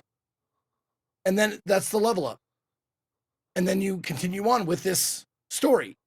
The reason why people are talking about it's just very strange that they put this type of music with this type of video game audio design on this very well-made game. And I love it. So a lot of crazy design decisions. Now, the one thing that I don't know if people are talking about as much is there was a part in this game where I stopped to look at this painting because you can see like the thickness of the paint. You can see the stippling of like the canvas underneath the paint. Yeah. Like this very tiny detail. Like that's what I'm saying, like well-made game. Wow. But there's a part, if you fast forward a little bit in the demo, look for a place that's switching between like gray and red. This right here. This is like one of the puzzles in the game. And you switch if you're in the because you can switch by pressing right click, hold right click to pray. It's like a whole perspective puzzle. Huh. And it goes like it like stretches and then it comes together and you have to like do that. You have to switch between those in order to get to the end of the level. And it's really cool, really well designed. It reminded me of Alan Wake, honestly, like a little bit of like Ashtray Maze kind of a thing. But you control it when it does that. And if you're in this red, the red version, that's when the devil is talking to you. He's talking to you the whole time. And then you pray and he goes away. And then you stop praying and he starts talking to you again. So it's just like real life. Really cool. Yeah, that's how it works. It's really cool. Yeah. So you're in. You'll play. The demo worked. It was successful. Absolutely. Okay. No, right. 100%. It has things I like. It has a good amount of weird. The game looks gorgeous. It deals with like religious tones, which I'm always into. Yeah. Very cool. Cool. Indika. Yeah, this one I've been seeing trailers for it for a while. On just kind of weekly. I didn't realize they were putting a demo out, and then when it came out, I was like, well, I got to make sure Zeke at least talks about this because I got to know what the fuck this game's about. So, yeah, that is Indika. Ko, any standouts for you that you want to bring about? Oh, of course, I just deleted like all of the games off my desktop. That's exactly what happened to me as well, and I wish there was some. I wish Steam broke it out to where you could see Steams. I wish there's some. I did. I was actually looking through that. So. I played, I'll just kind of go down my list real quick. I played Breachway, which is kind of like FTL with much better graphics. And instead of managing the interior of your ship, you actually have like this interesting card system. So Breachway was actually pretty cool. If you are an FTL fan, I would definitely say check out Breachway. That was a Nice. good one. Also, Dungeonborn is a dark and darker Yeah. like, but it actually does some things pretty well. It does some things not as good as Dark and Darker, but it does some things a lot better than Dark and Darker. So if you are a Dark and Darker player, you may want to check out Dungeonborn. There was some cool stuff in there. I did try the Homeworld 3 tutorial. How was that? It's unfortunately multiplayer only. It was actually pretty great. I'm a big Homeworld fan though. So Yeah, the thing that was a little bit. Yeah. Go ahead. Well, I shied away from it because it was like, Homeworld is a lot, and I didn't. With demos, it was like I don't really want to jump into a. I know what to expect from this. I don't necessarily need a demo from it. What I guess my question is, was it a lot? Like, what did I? Yes. Was I Absolutely, expecting it's a the lot. correct thing? Yeah. Yes, you were. I played the tutorial, and the tutorial is basically like, cool, we're done. Now go play multiplayer against other people and co-op and God. stuff. And I was just like, no thanks. So I already know I'm going to play on release. I will say, as a Homeworld player, Homeworld was way ahead of its time back in the day, particularly with like, its full 3D movement and things of that nature. It never really nailed the control scheme because it was just so weird and different.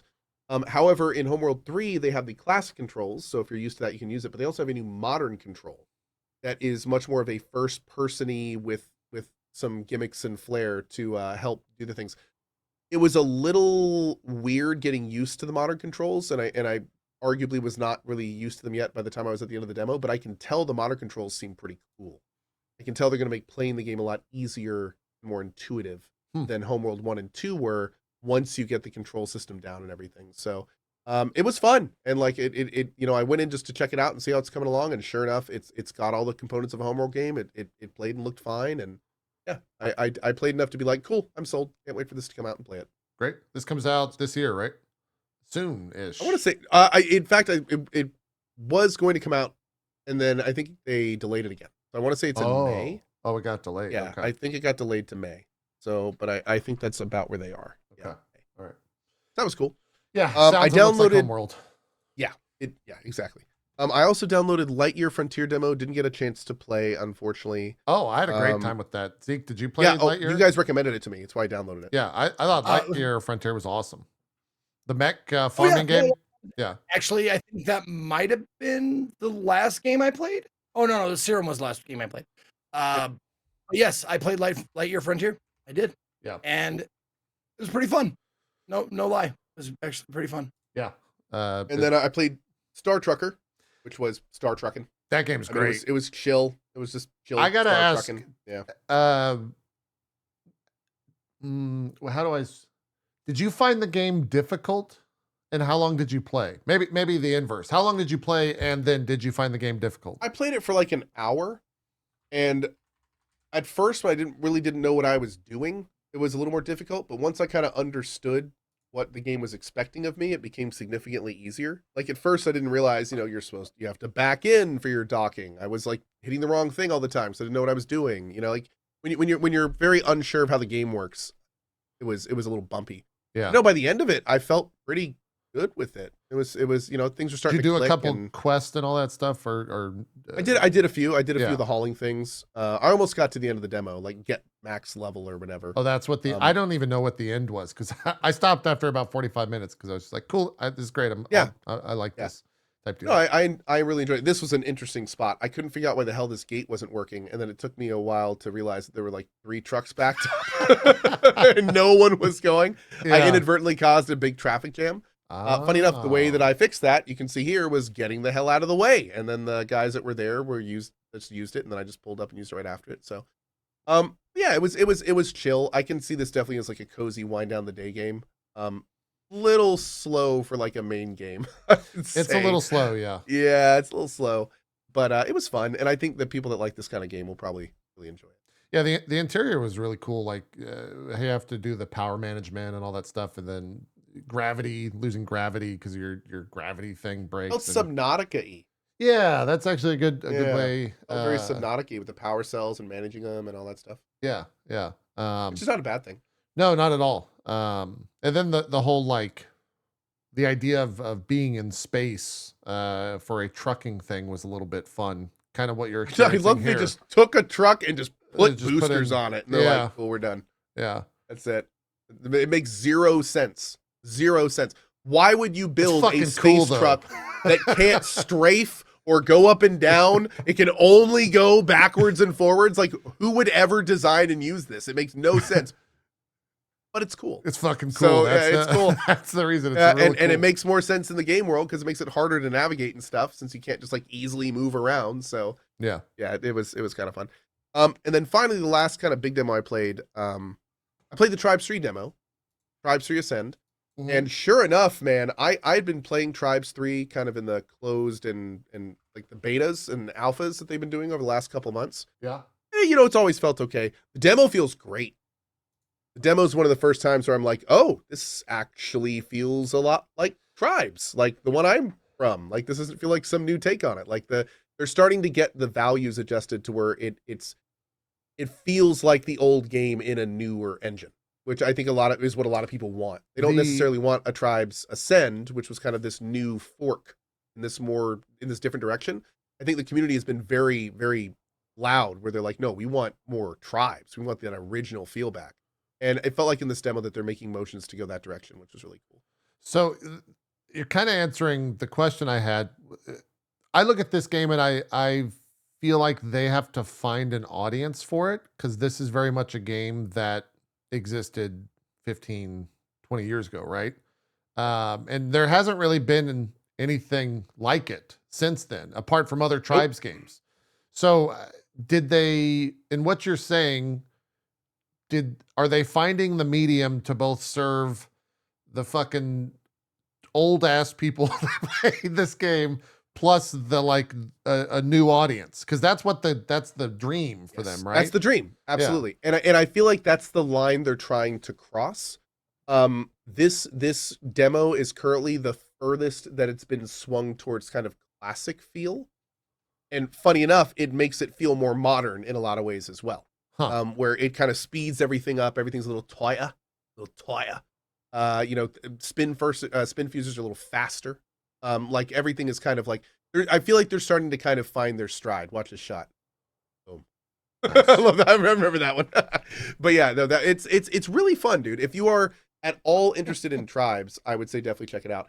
But the big thing about Tribes that makes it so freaking cool is it's one of the only shooters where almost like most shooters take this and switch it, where 90% of the guns are hit scan or similar, and then you've got like the small handful of kinetic weapons. Well, Tribes has always characteristically been the other side of that, where like 90% of the weapons are large kinetic, and it's just as much math as it is aiming. Yeah. Where it's like there's almost the weapons that are like instant shot are generally not that strong.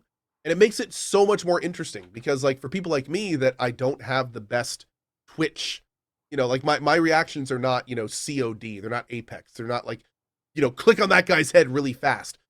This game is much more like, okay, let me see my speed, let me figure out his speed, let me try to guess, I know how fast my spin firster is, I know how fast he's going, I know what direction he's going, let me try to get my explosion there. I feel like Tribes games, although they're really fast, are much more like thinking than reaction. Like you have to think so much more about your shots in a Tribes game. And funny enough, that means you're relying less on your reactions, which is great for old people. So Sure. I think it's one of the reasons I like the game so much. Is because it very much is like, it's Twitch, don't get me wrong, it's Twitch gameplay, but at the same time, like there's this large cerebral aspect where it's like you can't just click on people's heads. You're not going to get anywhere doing that. And that's fun. I like it. Did you find yourself in lobbies with people that have been playing Tribes for the past 20 years and just every so often you find that OG where it's like, okay, you just hit me out of the freaking air with a spin firster for the 8th time this round. You are either hacking or you do nothing but Tribes. Yeah. And frankly, if it's the second one, I'm here for it. I respect you. That's awesome. But it's like, oh man, there are some people that are just so good at this game. Yeah. That it's wild. And I've been in the Tribes Discord for a long time. following along with the alpha and stuff, and it's funny because there's definitely like some rock stars in that Discord Oh, where yeah, everyone just dude. knows them as like an OG player who's really, really good. And like I was in there a few days ago, and some guy was like, "Wait, you actually killed so and so? Like, do you have a screenshot?" And it's like, damn, dude. The frag videos that came out of the tribes community back in the day were some of the coolest ones because the shots were just like things you can't even comprehend, where they're like aiming a shot for where they think a player is going to go and it's fucking across the map and they fire it off and like 10 seconds go by, then it says, "Oh, you killed someone." Yep. Or like flag drop. And you're like, I had "What?" one of those in the demo. Yeah. And I was so happy about it. I fired off 3 shots and I was like, no chance any of those are going to hit. 3, 2, killed the flag carrier. And I Those was are like, great. Those are great. I was like, really? Yeah. I did. That's Oh why you my, play tribes. okay. The skating. The Yeah. Oh, movement dude, the is so fun. skiing is so Skiing, much sorry, yeah. fun. It is that's the best part, and one of the most iconic things about tribes is the skiing, and it is so great now. It's really fast, it's really tight. That's a lot of fun. Yeah. Demo still And again, open, this is the right? demo, so if you want to try it, Yeah. it's the demo. I'm 90% sure it's still open. They do take it up and they put it up and down frequently, so it may be down again. Yeah. Yeah. Very much recommend it. If you're an old tribes player, like definitely check it out. Yep. Yeah. And as a reminder, if you want to help shape the game, the Discord's super active. Cool. So pop in there and give feedback. Fantastic. Zeke, I think you played, I popped into your stream and you were playing it. Islands of Insight. Oh God, is that Yeah, a good or bad growth? well, no, it's a good one because it's one of the like. So we did a calculation, and I think I downloaded like over 200 gigabytes, probably like close to 300 gigabytes of demos, Yeah. because some of them are pretty fucking beefy. Yeah. And I went through and uninstalled most of them, and that's one of the ones that I kept because Yeah. Islands of Insight is a puzzle game, but it's a puzzle game that does not stop puzzling. It's nonstop puzzling, man. You walk It's out nonstop puzzling. and there's just like, I think the marketing line is that there's 10,000 puzzles in this game. Yeah. Yeah. Yeah. I had no idea this game had been in early access for or whatever. I don't know what to call it, but it's been playable for a while, I guess. And there's just so many puzzles. And when we say that, or when I say that, I guess it's there. You can play it either first person or third person, and you're in this gorgeous, like, floating island world. And it's really beautiful. Lots of colors, lots of like, weird alien plant life and stuff like that, but peppered in everywhere. Like literally, you can't walk like 5 steps without running into a different puzzle. Now, when I say different puzzles, I mean like there's this one, which is a perspective puzzle. You have to stand in an area where you can see all the pillars at once. That's one type of puzzle. That white and black square puzzle, that's a different kind of puzzle. There is puzzles where things are just hidden around the island that you have to like. They're like a predator camouflage. Like you have to like be wild around, like see it out of the corner, like there's one. Yeah. So there's that. There's also like other types of perspective puzzles where like there's like you see these floating spheres in the air, and you're like, okay, and then you have to like back up and get them like to make a circle, and you're like, nope. Just so many. Yeah. So And fucking many. the other I thing was too in is heaven. those are only like a small sampling, apparently, in terms of the types that are in the game. Because I think each island is kind of themed to be a like specific set of puzzles to an extent. But yeah, the other big thing too, which a couple people in chat are noticing, it's a multiplayer game, and you're in like an entire yeah. So I had the devs join my stream when I was playing it on Monday or Tuesday, or Monday, because I take Tuesday off. And I was like, don't take this the wrong way, Dev, but like, why the fuck is this game multiplayer? Because you don't interact with other players. Like you're not watching them puzzle. You're not collaborating on puzzles. You're you're experiencing like the social aspect of the world. And I kept playing for about 30 minutes and it clicked. And I said, wait a minute, Dev, if you're still here, is the reason this game's multiplayer so when you walk up to a puzzle and then walk away and the same people are still standing there, you immediately feel better about yourself. And their response was, welcome to Islands of Insight. So I think it's like kind of that, but I don't Okay. know why it was multiplayer still. When you said like that you don't collab on puzzles, it's not 100% true because of the hidden object things. Like you found can see people and help people find like little hidden objects. Now, I don't know about you, hidden object things don't feel like a puzzle to me. It's just like, where's Waldo? Waldo's not really a puzzle, right? Sometimes there's a jumping puzzle to get to them though. In The game, yeah. And there are like different. You get a double jump pretty early, which she just did in the video. You can also just flat out fly later on. We didn't even talk about the fucking levels up and like you get like RPG, like you get to decide your skill points. You get double jump, you get glide, you get this, you get that. There's a huge skill tree. It's like Path of Exile for solving puzzles. Skill tree. Yeah, which is weird. It's great. Julia said she has wings in this game. Yeah. Julia was all in on this game. You can look like a magical fey creature walking around solving puzzles. It's a really cool thing. It actually, I think, fully launches on the 16th of this month. I don't know if that's early access or 1.0, but the game will be like out to buy in some form. And it's just it's a weird thing. It's like playing The Witness, but seeing a billion other people walking around in the same world. You're really not sure why they're there, but you're kind of glad that they are at the same time.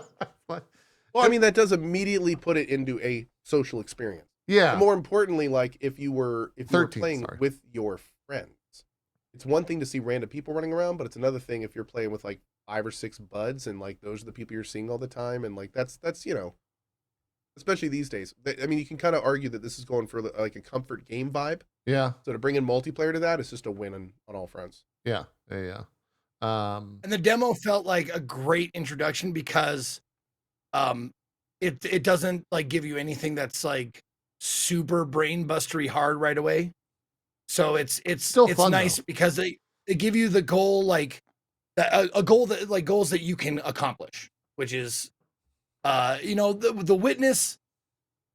Like I've heard that bandied about like while playing this, like take the Witness, like not the difficulty, but just take like the puzzles, like they're all over, condense it. Like this is like the Witness, but like in a very much smaller package. Like they're real close to each other, like all the different shit. Yeah. But yeah, it's good entry level puzzles during the demo, and you solve them, in a rather quick fashion, and then you move on, and then you move to like the big hub island, because you start on like one of the little ancillary islands, and then once you solve enough, you get this little jump pad, and it jumps you to the big island. You're like, oh, okay, I get it now. The big island hub has a bunch of puzzles, but it also has like it's dotted around with other small floating islands that you have to get enough puzzle points or puzzle bucks or whatever it is to unlock, and it's great. Yeah, and the map seemed really big. Like, I mean, enough to house 10,000 puzzles in like an environment type deal. But there was, I don't know, 20, 30 islands that I saw in like the opening, and I would expect they could just add to that over time, and have been adding to it over time. And super kudos, like this is something I want to keep mentioning over and over. Thank you for giving us good motility speed. Like the basic running speed is very fast and good. Thank you. Yeah. Feels good just to walk around in the world. Like Talos Principle, like that kind of reminded me of that. Like you really cook in Talos Principle when you start running around. Yeah. I got stuck. They weren't necessarily hard puzzles, but I got stuck a couple times just from bad brain mentality.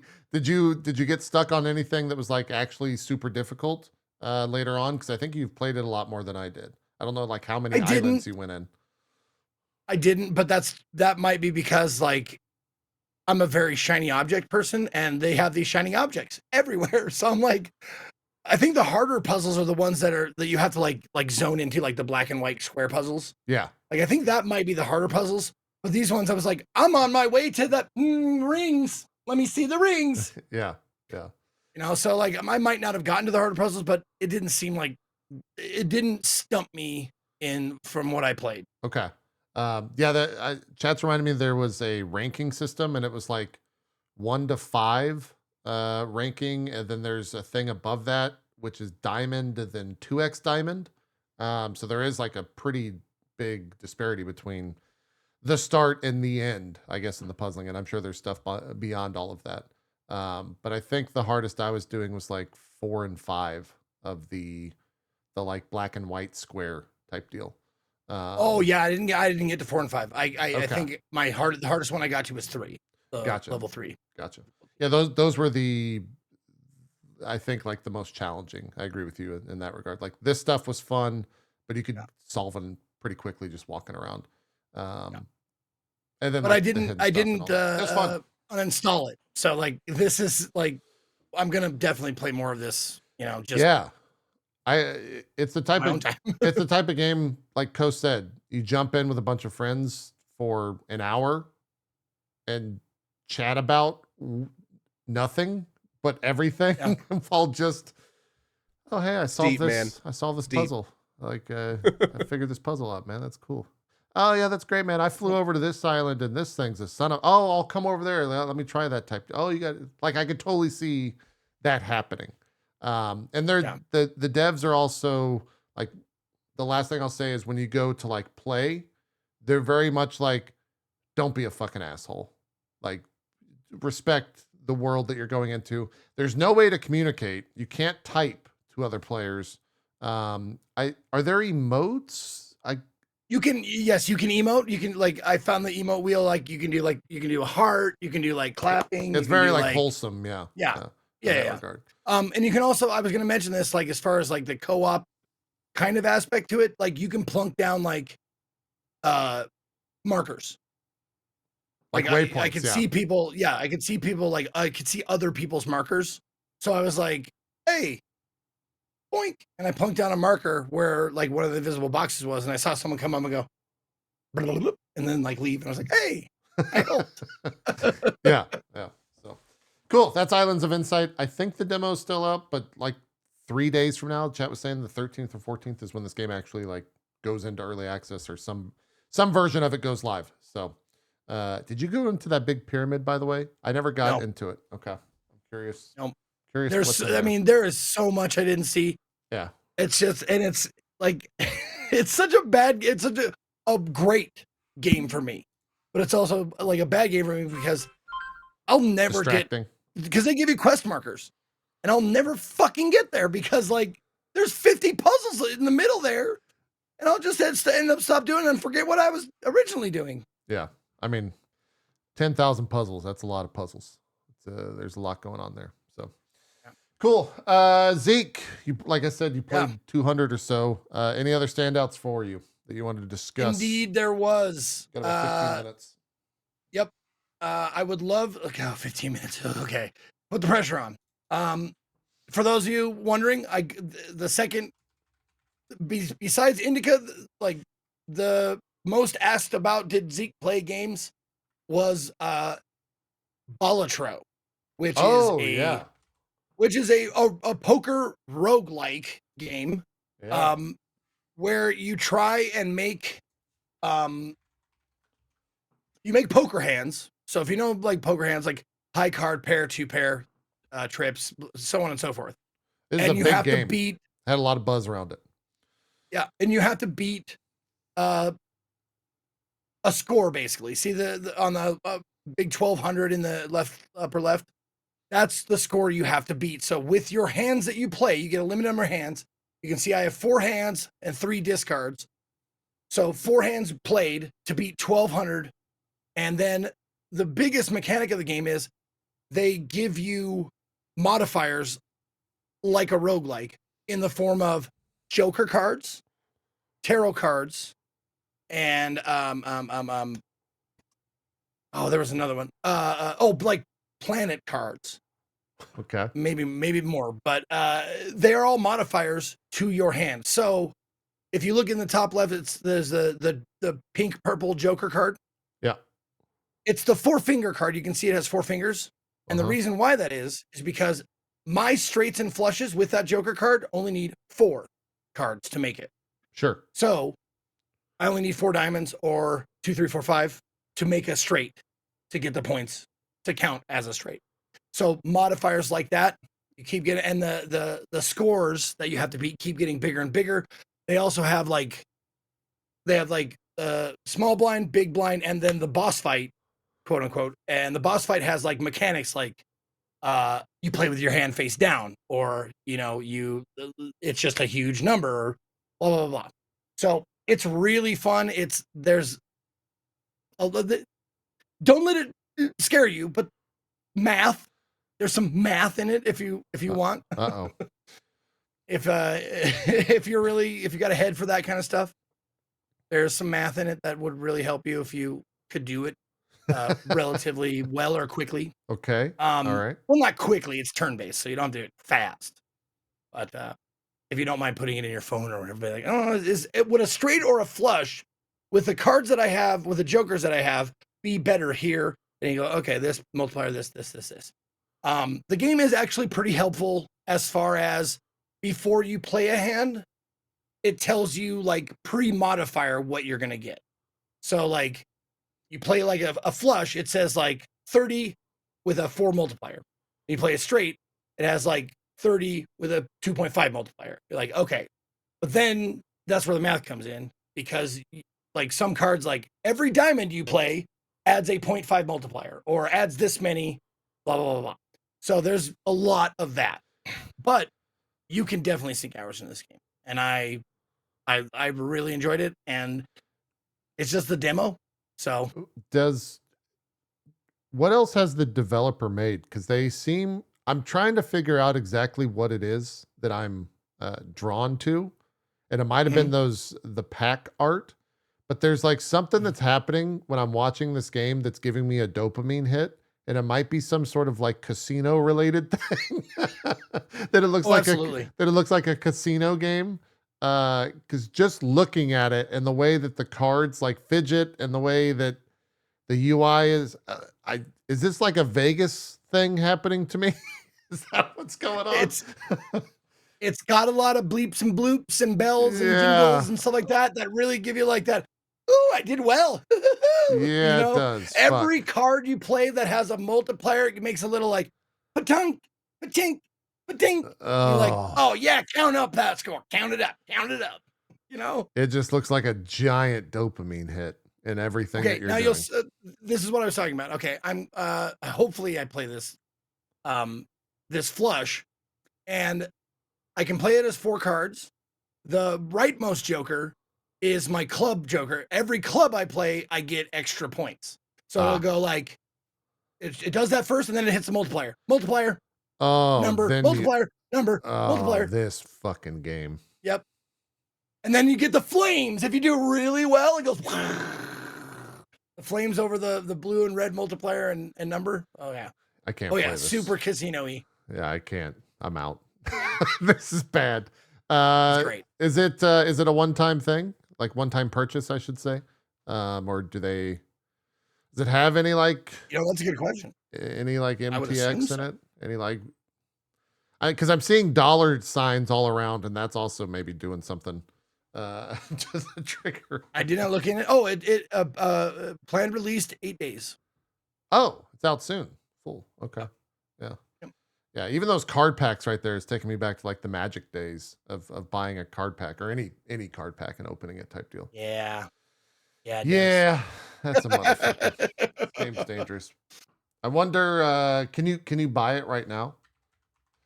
I'm just wondering. I don't think so. It's not that I'm going to buy it or anything, chat. I'm just looking to see how much it's going to cost. It does not say it. It just has download demo and releasing Feb 20th. I guess this, according to chat, this is taking a pretty big draw from Northern Lion, who's apparently been devouring this game. So Seems like you weren't alone in this, Zeke. It seems to have been Yep, a numbers big and strategy demo. heads are going to love this for sure. Yeah. Cool. That's Bolatro. What else? I wanted to mention a game that I really liked, and I'm definitely going to play it day one it comes out, called Cryptmaster. Okay. All one word, Cryptmaster. This was a really fucking fun game, and unfortunately, I was a little led astray, or a little like said it's going to have voice commands, like microphone commands, but as it is right now, they don't work in the demo, so you just type out the words. Now, the reason I like this game is because it's, word guessing game, that kind of stuff. Just to give you an example of how it works, you're a dungeon crawler, and it's grid based, like Legend you of go like Grimrock? up, Grimrock. There it is. Yeah, you go up or left or right or whatever. So it's grid based. But you like go to a chest, you type in chest or you type in box, and it opens a box. And then this guy, the skull guy, you ask him questions about it because you don't get to see it or anything like that. So you type in feel, and he goes, it's hard, metal, I think. It's very smooth. You're like, okay. And then you go like, there's a command, remember, meaning ask the guy if he remembers using this or seeing it. Someone goes, oh yes, I used to use these back in my days of blah, blah, blah, blah, blah. And the voice of this guy is just fantastic, by the way. So eventually you're like, okay, it's metal, it's smooth, it's disc shaped, shield. And he's like, yeah, that's right, it is a shield. And then you get a shield for one of your characters. You get 4 characters there at the bottom. And your 4 characters will come upon like monsters in the dungeon, and you type out what they do. Like one of the commands is jab. One of the commands is zap. One of the commands is guard and stuff like that. And then after you get done, you type soothe, because the healer will heal you. And it's a combination of, it's not like Typing of the Dead, where, the words just come at you like rapid fire. It's more of like a figure out kind of a puzzle game.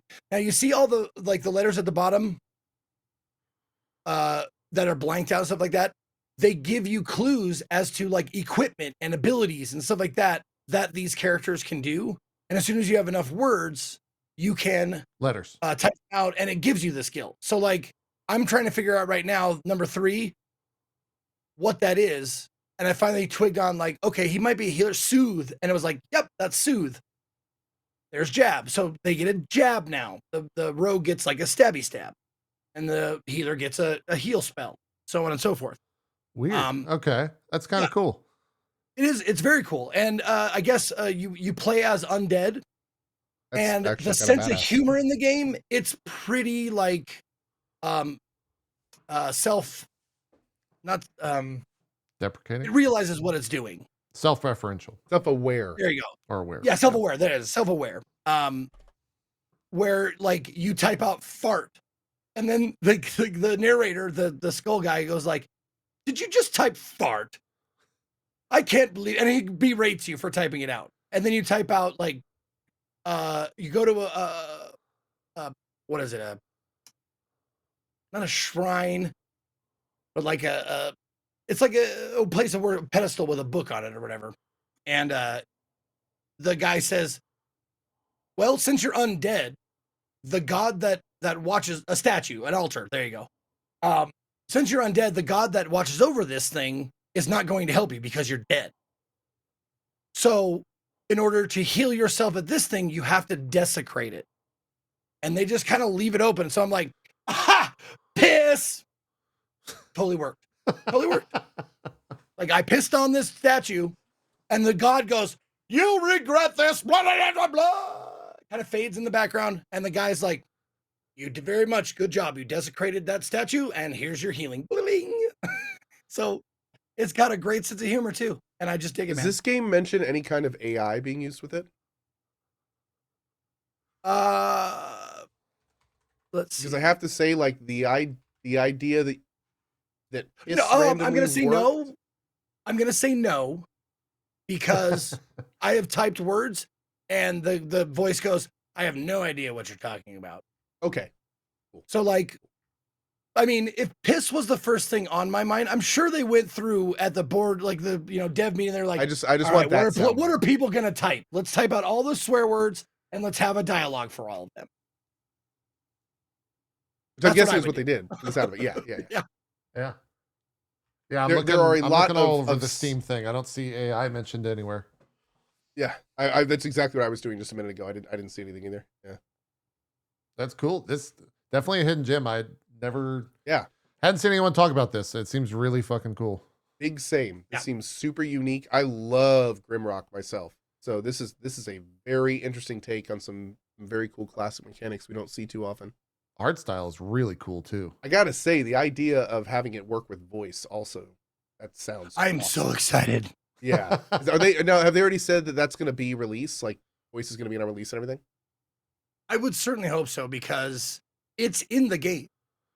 And I tried to turn it on and I was like testing my microphone to make sure it was like, okay, it's hearing my mic, it's got the right source, blah, blah, blah. And then someone told me it's like, it's in there, but it's broken for the demo. Like, okay. Gotcha. But it is a setting in the game. So Cool. I can't wait. I can't wait to just be like, just lifelining it up. Absolutely. Yeah. No, that's cool. Cryptmaster. What else? Any other Zeke? I'll just rattle some off. Yeah, If you rattle like some off. weird shit, like I do, I'll just rattle off some weird games that really hit with me. Normal Fishing is one of them. Is it normal? It's not. It's not. Great. Let's leave it at that. This is say, normal fishing, but there's something else going on. Okay. Rami's gonna hear that and get so pissed. I said the exact same thing. I'm like, normal fishing, huh? Hello, Rami. I've got a lawsuit coming your way. That's a pretty good name, to be honest. It's great. That is. Mouthwashing was another one that I really liked. It's a purposefully retro looking, like blocky PS1 era kind of graphics, and it's better than some of them I've seen. Like as far as you can make out shit better, but it's a really weird and dark story. Okay. Yeah, that looks weird. Yeah. You're trapped on a 5 crew members of the Tulpar are stranded in the empty reaches of space. Oh, that's right. They're space haulers. They're basically like from Nostromo, the crew from Alien. They're just hauling shit, and then they get stranded. But this is the best part of the blurb. The 5 crew members of the Tulpar are stranded in the empty reaches of space, shrouded in perpetual sunset. The last sentence: God is not watching. That is the last sentence of the Steam blurb. And I was like, that sentence right there earns you a play, earns you a demo play from me. And it was worth it. It was really cool and weird and funky. And yeah, lots of dark tones in it as well. Let's see. Another one that was weird. Oh, Eclipsium was another one that was on the weird side. It's a little hard to look at because of that's coming from you. It's just this side of being like they just need to up the graphical quality just a little bit to make it palatable for all. But it's like if Obra Dinn had lots more motion, so it's a little hard to swallow. But it's very strange. You're not sure what's going on. You have one goal to like reach the tower in the distance, and along the way you solve puzzles. And a lot of weird things happen along the way, things that don't make sense, timey-wimey, wibbly-wobbly, that kind of shit. But if you like weird shit that you don't expect, that's another good one. Let's see. Oh, go ahead. Well, I was gonna say one of the ones that I saw had a bunch of buzz. I didn't play it. I saw that you played it for 12 minutes. Mullet Mad Jack. Did you not enjoy that one? Here's the thing with Mullet Mad Jack. This one. It ended up being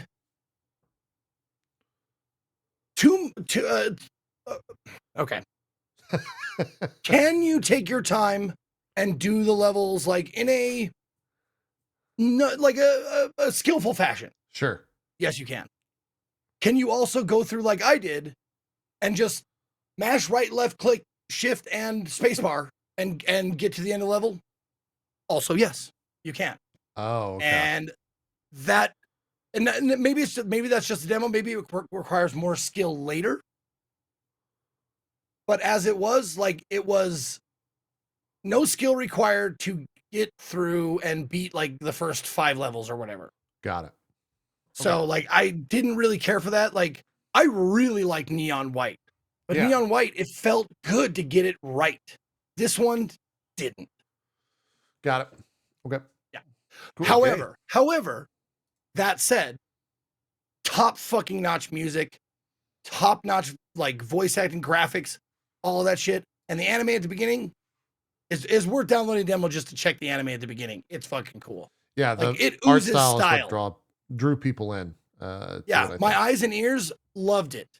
The gameplay, not so much. Got it. Cool. Give me one final one. Shout out, and then we'll do One final one. then we'll do okay, shout-outs. this one has potential, and it's just one detractor. It's called Psycho Fear, which is Psycho Fear. Okay, sure, but it is a horror a horror escape room game with a karma system, and with that means like you go through, you have 20 minutes to solve this horrible, awful, like, and it's gory. It is like body parts and blood and all kinds of like torture and shit like that. So if that's not your cup of tea, totally understand. This has a lot of that, a lot of Saw, if you like that kind of stuff. Yeah.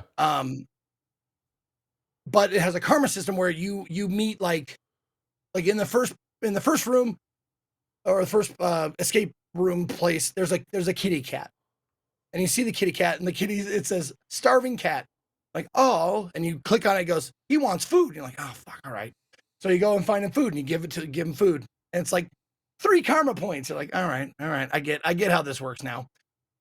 And then you find him water, and you give him more karma points, so on and so forth. But once you solve that, you go to the next escape room. It's like modular. Yeah. It's like one escape room, solve, go to the next one.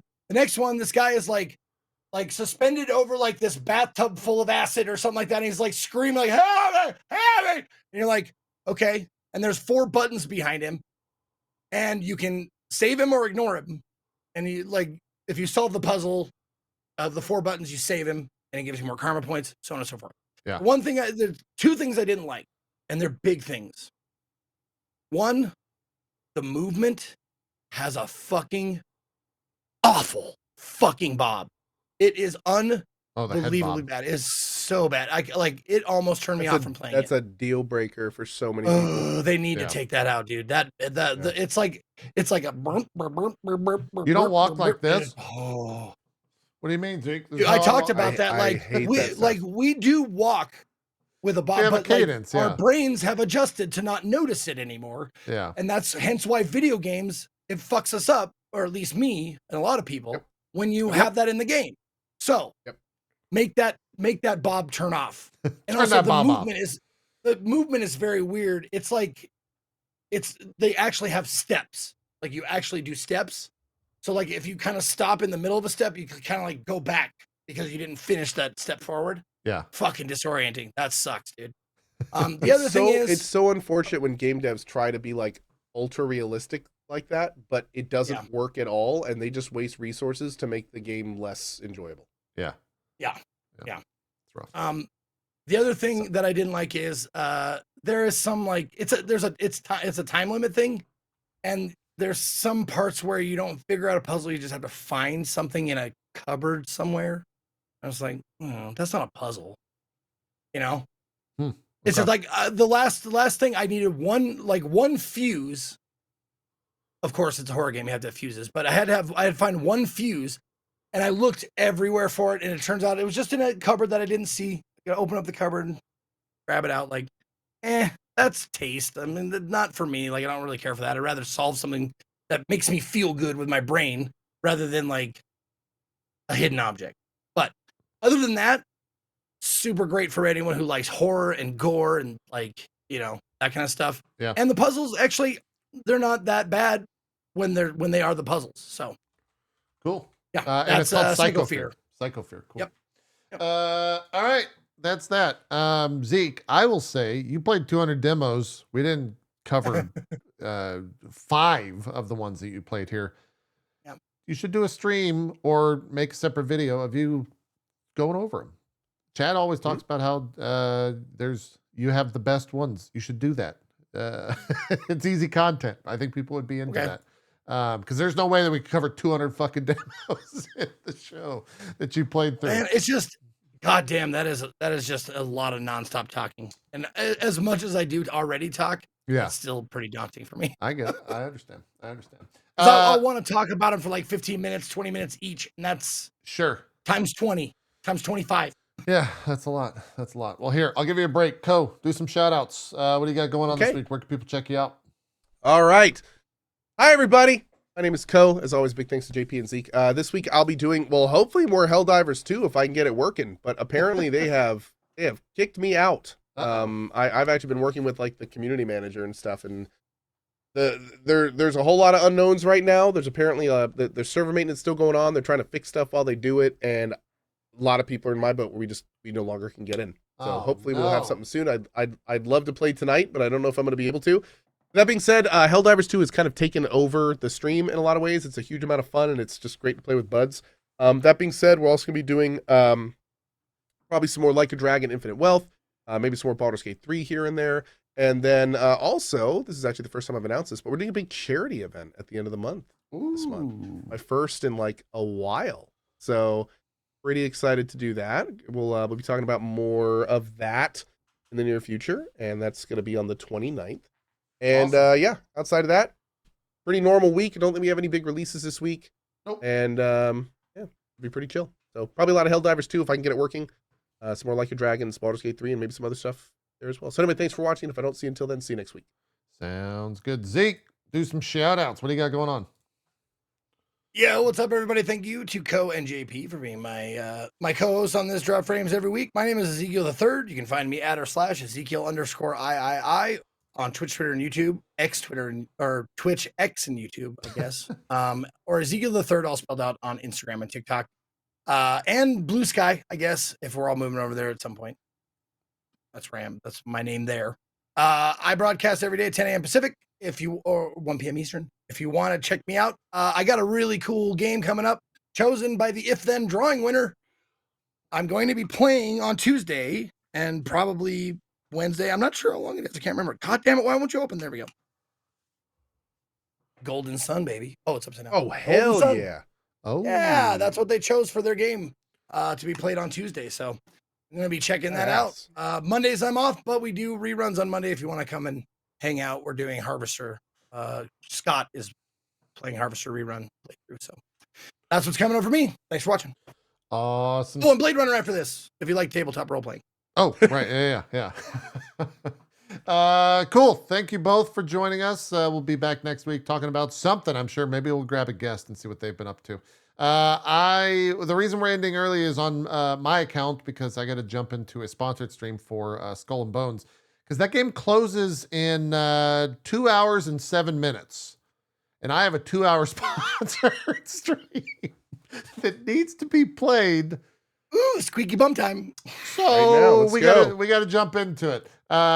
Tomorrow we'll do some more Helldivers. Probably see Ko, maybe even Zeke jumping into that with us. We've been playing a lot in the evenings. Yeah, I hope to play tonight if it works. Yeah, maybe tonight. And then I think I'm going to be starting a Final Fantasy VII remake playthrough just to get ready for Rebirth later this month. Maybe Monday, maybe tomorrow, probably Wednesday though if we don't. So we got all that coming up. And that's that. Thank you all for being here. The VOD will be up over on youtube.com/itmeJP a little bit later today, probably about 30 or 40 minutes. So you can drop a subscription over there. And it'll show up in your sub box later. We're out. Good luck. Have fun. We'll see you next week. Have a good one. Bye-bye.